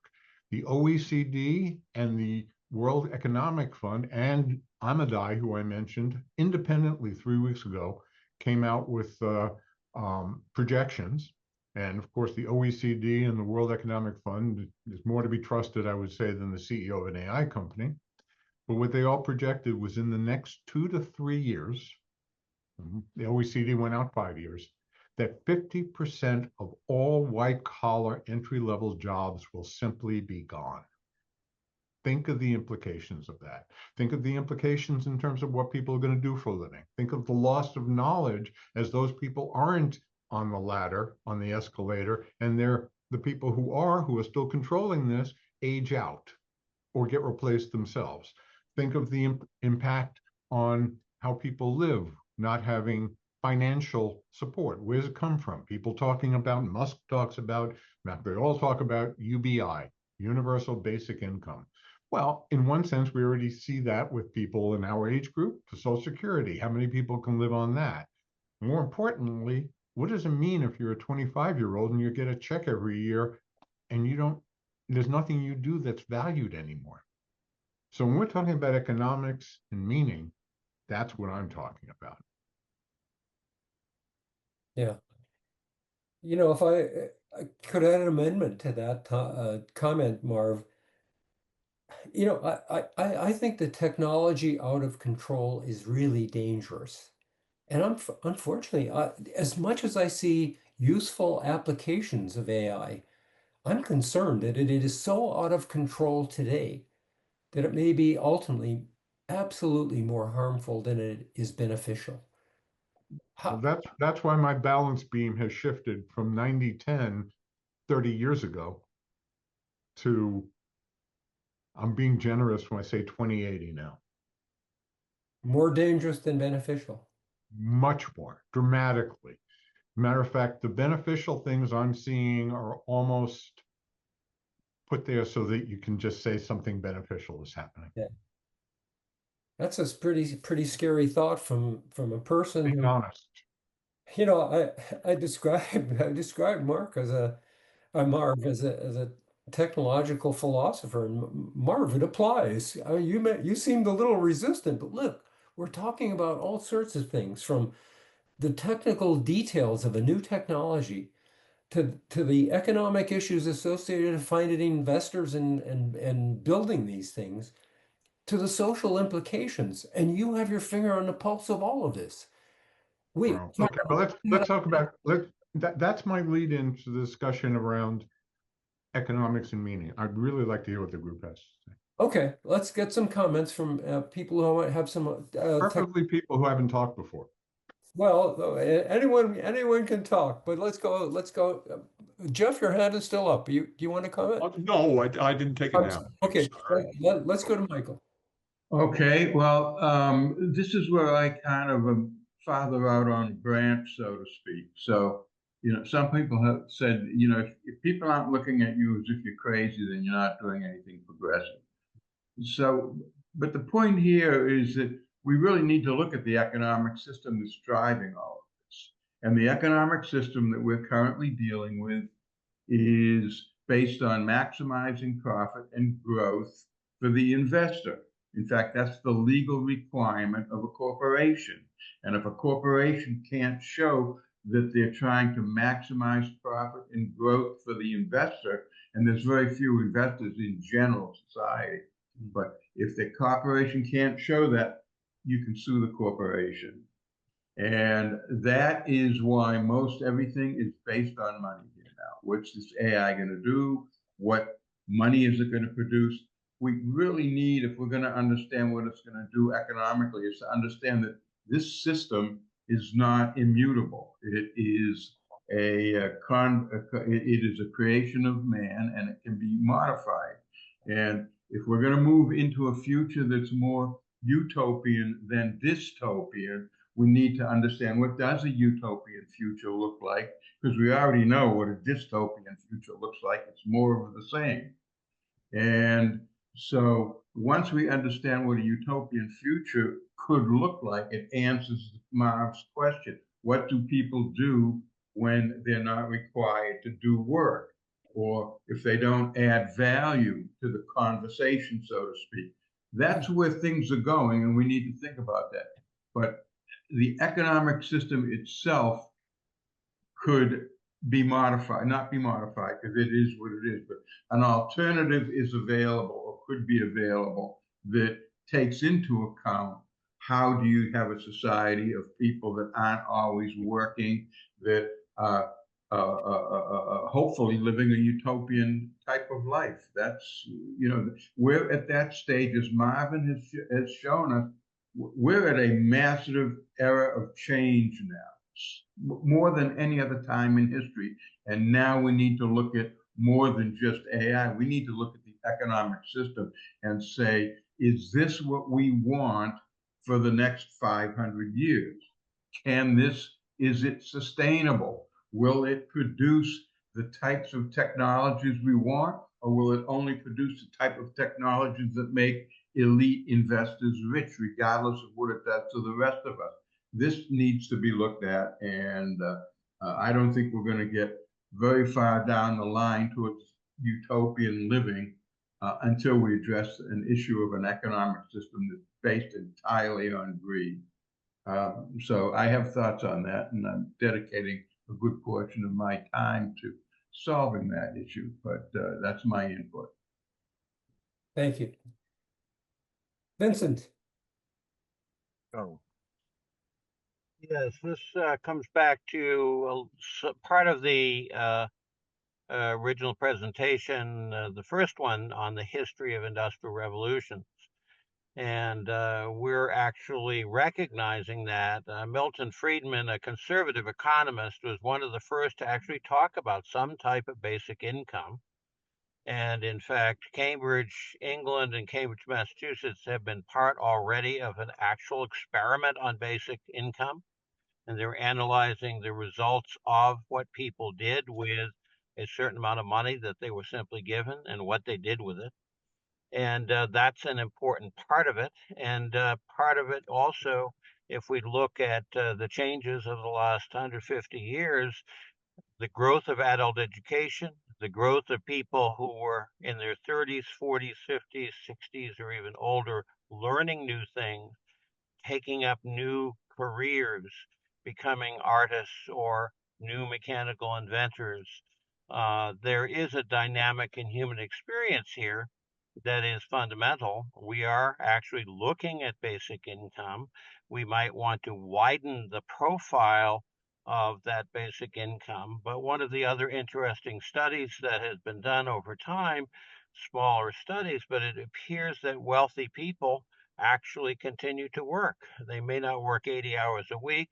They might work 30 or 35 hours a week. Some of it may be looking at investments, but oftentimes what is now called social entrepreneurialism is part of that. So the human being and human society have the capacity to look at the time available, which is expanding as lives lengthen and as resources grow, and to adapt to that. And that's where the public debate about how that happens, what people do with what quote unquote was spare time, that in fact is a new occupation or a new opportunity to learn or a new opportunity, if we care about science, to do more research that further improves our lives. So there are risks we must talk about, but there are also opportunities here that prior industrial revolutions have shown: the growth of charity, the growth of education, the growth of improvement in human knowledge and experience,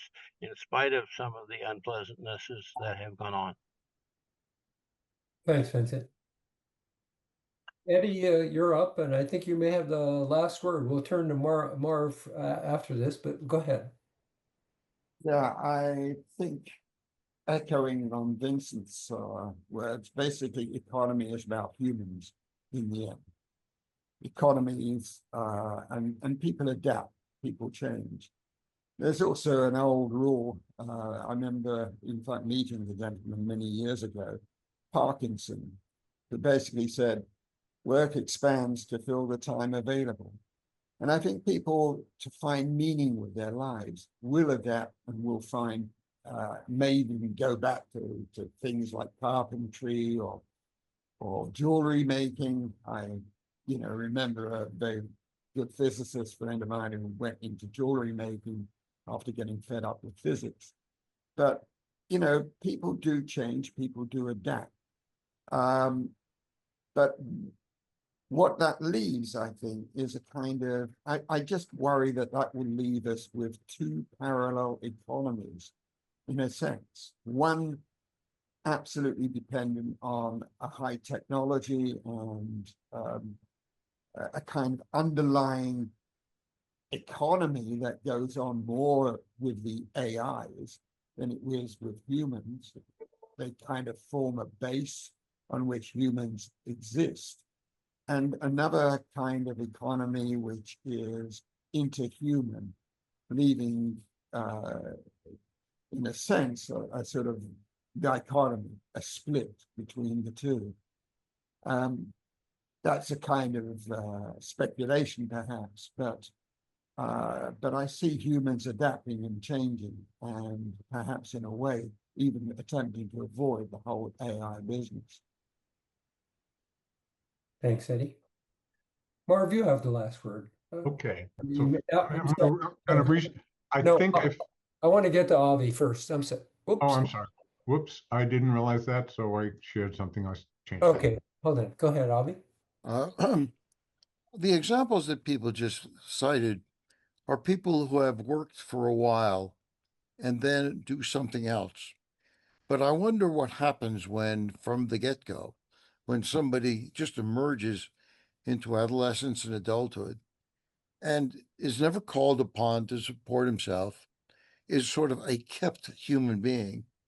I wonder what that does for fundamental self-esteem as well as for ambition. And I can't help but think that some of the teenagers and maybe even younger 20-somethings who have nothing to do all day because they don't have to worry about money in the wallet, it sounds to me like a prescription for people to get into trouble, especially in the young years. So there seems to me a very significant difference between finding people who, you mentioned a physicist who takes up jewelry making, but Yeah. what do you do with the person who never took up anything? Yeah. And he every week he gets a check in the mail to spend as he chooses. I wonder what the worthiness, the self-worthiness of that individual will look like. That's an interesting What observation. I cannot tell you how glad I am that you interjected with that, Avi. Okay, so I think I fixed the screen problem. Can you see Yeah. the whole screen now? Yes. Okay. I was using another monitor and it was vertical and it was squeezing things in. So anyway, Okay. boy, Avi, I'll lead with what you said. And I'm going to put at one point very early in my life as a teenager, I was actually seriously considering going into the rabbinate, becoming a rabbi. I was actually studying for it. So I'll put that hat on for a second and become a little preachy. The question you're asking, the last question you're asking about what does it mean for younger generation? I'll take you back to what Sam Altman said about the different groups utilizing AI differently. The kids who haven't had the first step on the rung of ladder, we're taking out the world of apprenticeship. That's what's happening in the cognitive world. Take what the OECD said, the World Economic Fund. I can go back 12 years to the study that really woke me up, which was an Oxford study about the fact that 47% of jobs in America will be affected by AI by 2030. It couldn't have been more prescient. The question becomes, what are the people who don't have context that we have? We're already seeing it, that older people use AI because they already have context, they've lived in the world, they use it as a tool. That is not how the bulk of generations are using it. And I am concerned about the group in their 20s and 40s up to that range who are using it as a life advisor, using it instead of a therapist, using it instead of friends. Character AI is a big source of that company, which has very deep Google roots. I mean, the incestuousness, by the way, between these companies is unbelievable. Just to give you an idea, Meta, who is a laggard. Notice I didn't mention Meta, I didn't mention Apple. Those companies and Microsoft, to be honest, are not leaders. They are in trouble and Meta's trying to become a leader. This week, they made a $14 billion investment in a company called Scale, And Scale AI is the one who does labeling of data so that their data is a little more valid. So it's not like that doesn't exist. And they just acquired essentially the CEO. That's what they did it for. He left Scale, and now he's a 28-year-old named Alexander Wang, who now runs AI for Meta. The incestuousness in that space, Meta is actively offering $100 million signing bonuses to lots of engineers from OpenAI. One accepted yesterday. So this is all one company, just happens to have different names and they think they're different. Go back to the honey fungus, or I call it the humongous fungus idea. One AI, that's evolving. And the question becomes, where do we play in all this? Where do these kids who don't have the context we have, who think? I had a friend when ChatGPT, I have a good friend who teaches at NYU, and when I said to her, she said, "I'm going to have the kids stand up and talk," and I was a little rough, and I said, what are you training them for? They're going to live in this world. They can't be living in the world you want, that you remember. They got to be living in the world they're going to be in. I didn't have a prescription. I was just trying to give context. And I don't have a lot of prescriptions. My whole life in technology has been, I've been gifted with the ability to see what's coming down the pike a lot earlier than others. And not just describing, but I'd have a prescription. Sometimes it was how a company could take advantage of it. I don't have many prescriptions. And I did 5 years ago, but things have changed so dramatically. But I do have a few. One is, this is really about, I don't believe there's going to be any societal movement to change anything. I don't believe it. I think people will try. I don't think there's any that can be effective for a variety of reasons we started discussing. Now, my goal today, which I think has been, reached, was to stimulate conversation about this. That this isn't simple. It's not a snapshot. It's not, it's the bullet going through the apple, and it's changing rapidly. And I can't tell you how rapidly it's changing. I wake up every day and learn something I didn't think I was going to see for another 10 years. When ChatGPT came out in the evening of 11/30/22, I found out about it within half an hour, and was using it. I was lying in bed and I didn't sleep that night. My first conversation, which would be a sideshow at a carnival, was like, oh my God, we've crossed the Rubicon. And it was a Rubicon I thought coming. But like Jeffrey Hinton, who was the father of all this and won the Nobel Prize for it, he didn't think it would come for another 30 to 50 years. I don't know anybody who did. And certainly not the way it's happening, certainly not the multifaceted nature of it, and certainly not the uncritical adoption of it and the storm we're living under. So I don't think there's going to be a big societal movement. There may be attempts.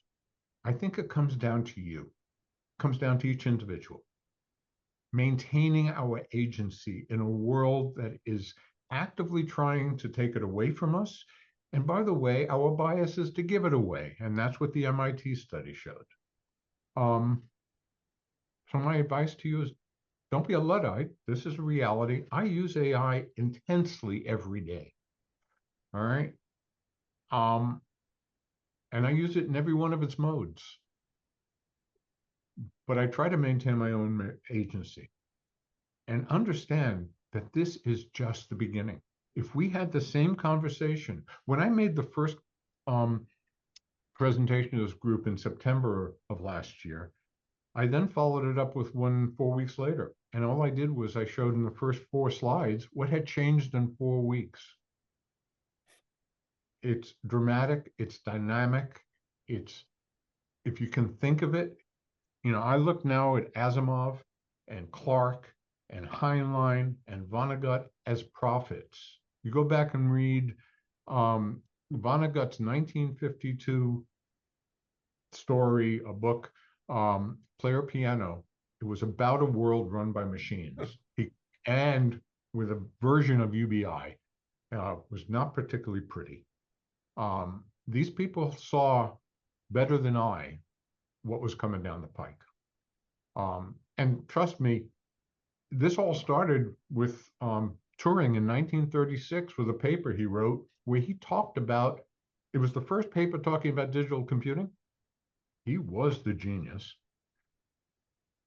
The Imitation Game was about him, and a lot of people credit him with winning World War II by breaking the Enigma code, using techniques like this. From day one, he was talking about the systems being thinking machines. In 1950, he proposed the imitation machine, which is where the name comes from, in a paper, which was now, it's called the Turing test, where the technologies, you can't distinguish when you're talking to a person or you're talking to a computer. I would say we've passed that point. So it's now a part of our fabric. And these people have been seeing it. It's now here. None of us anticipated it being here the way it is. And it's just the beginning. So my advice to people is be conscious, be curious, make this part of your every day, because this is important to you every day. Not important necessarily to you as individuals. You know, your life might be, you know, comfortable and established and not vulnerable to changes outside and jobs and all that. But you know people who are at risk. So I would encourage everybody to stay up, make sure other people are. This is something which you should be talking to people not on this call. Now, some people chimed in a lot today. I hope that other people who didn't, this gave them some reason for thought. Bottom line, think critically. Maintain your personal agency. Make conscious choices. It's what you got to do every day. That's my point. Okay, learn, reflect, prepare, and help others do the same. That's the best prescription I can give you. Now, resources. I would advise everybody to spend time with all these systems, especially the reasoning systems, because you're already using other ones. You don't know it, but every time you make a Google search now, you see that little box coming up saying AI generated summary of everything on the web. It's actually a big threat to Google's business, even though they're going head on into it, because you don't have the links anymore as prominently, which is how they got their money, by selling those links to companies. The companies, those summaries are telling you what you need to know, but not necessarily connecting you to the actual companies or products, which is how they made money. So they're actually destroying their own model, but they don't have a choice. The reasoning systems, most people will not interact with it because these things do function at a PhD level. They really do. And how many of us ever ask questions at that level? I encourage you to do it. Take some of your old research and throw it into Chat GPT 03. It's not actually called Chat GPT, it's just called 03. Their advanced reasoning model. It's worth the $20 a month, but you actually can get it for free too. And then you've got other ones. Ron Smith, who's on this call, and I have spent a lot of time looking at many of the bots. That's how we discovered that Pi actually shared my information. You have to know what's going on. And every day I find out something I didn't know the day before. And I don't even know if it existed before or it was brand new, because slipstreaming in all these capabilities. So if you want to stay up, I would also recommend they're good sources of digested information. I highly recommend, my number one recommendation is actually the second one on this list, which is the Artificial Intelligence Show. Started by a couple of marketing guys years ago in the early, 2011, 12, when, they weren't necessarily thinking AI, but these are substantial players. And now they have one of the most popular podcasts every week, every Tuesday morning. Especially this guy Paul Reitzer, he just puts it all in perspective. They're up on the newest news and they tell you what's going on. Hard Fork, which is New York Times oriented, also does that too. They come out on Fridays. I'll be listening to their Ezra Klein, Lex Friedman. All of these people are trying to keep us up to date on what's going on.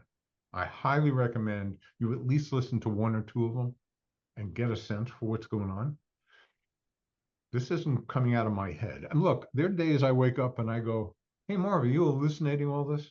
Seriously, because it's too fantastical. And then I turn on my podcast and go, oh no, here's new data. And their newsletters. I'll leave you with this.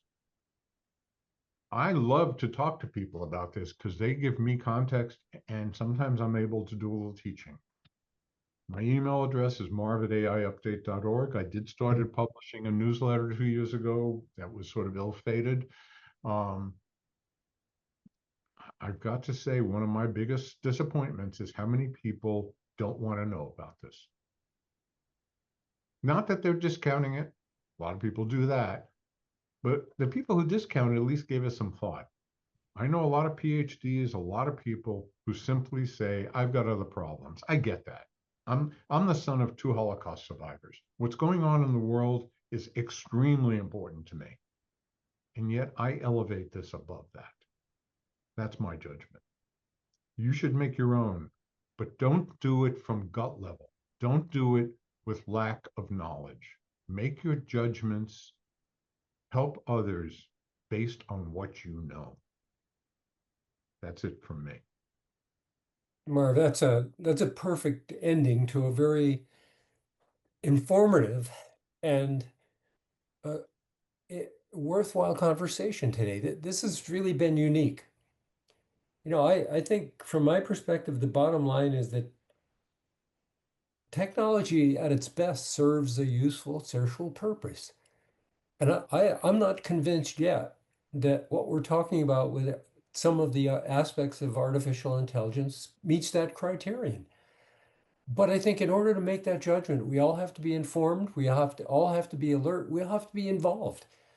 You've given us through with your slides, which if people don't have them, I can circulate these slides. So let me know if you do not get the announcement with the slides that Marv used today. And secondly, I will circulate the MIT study that Marv referenced a couple of times to everybody. But this has been a wonderful conversation. I'm very impressed. This has been. I would also suggest that the interview which Ron was kind enough to do with me for the NAE, it gave me an opportunity to summarize and walk through my thought process. If you're at all interested, I do sort of direct you there. Yeah. Okay, guys, we've done it. It's a little later than our usual end, but this has been a very good conversation. So it's time to get some lunch. But Marv, I thank you enormously for this. This has been Thank you very much. Yeah, thank you very, very much, everybody. Thanks. Well, I was supposed to get a presentation. What? I was supposed to give a Well, presentation.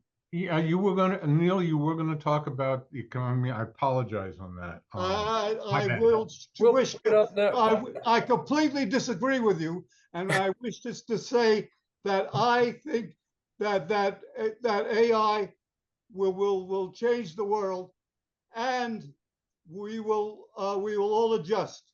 And I completely disagree with you. I think Okay. it's wonderful, and Well, I you know would what? like to describe why. Well, you know what? We always operate with a general philosophy, and that is that we may disagree with one another when we're talking about technical issues, but we never leave our sessions being personally disagreeable. No, So but that's I'll make really- a comment to you, Neil. I hope you're Thank you. right. I Thanks, really everybody. hope you're right. Perhaps you might want to have another session in September. Yeah, we'll Yeah. start up again. We'll Time start will up again. tell. I'd like to give my presentation anyways. All right. Thank you, Marv. If you don't mind. I do Okay. apologize for that, Neil. Take Things care, everyone. out of See you in control. September. Happy summer, everyone. Time Thank will tell. Bye, Ron. Okay.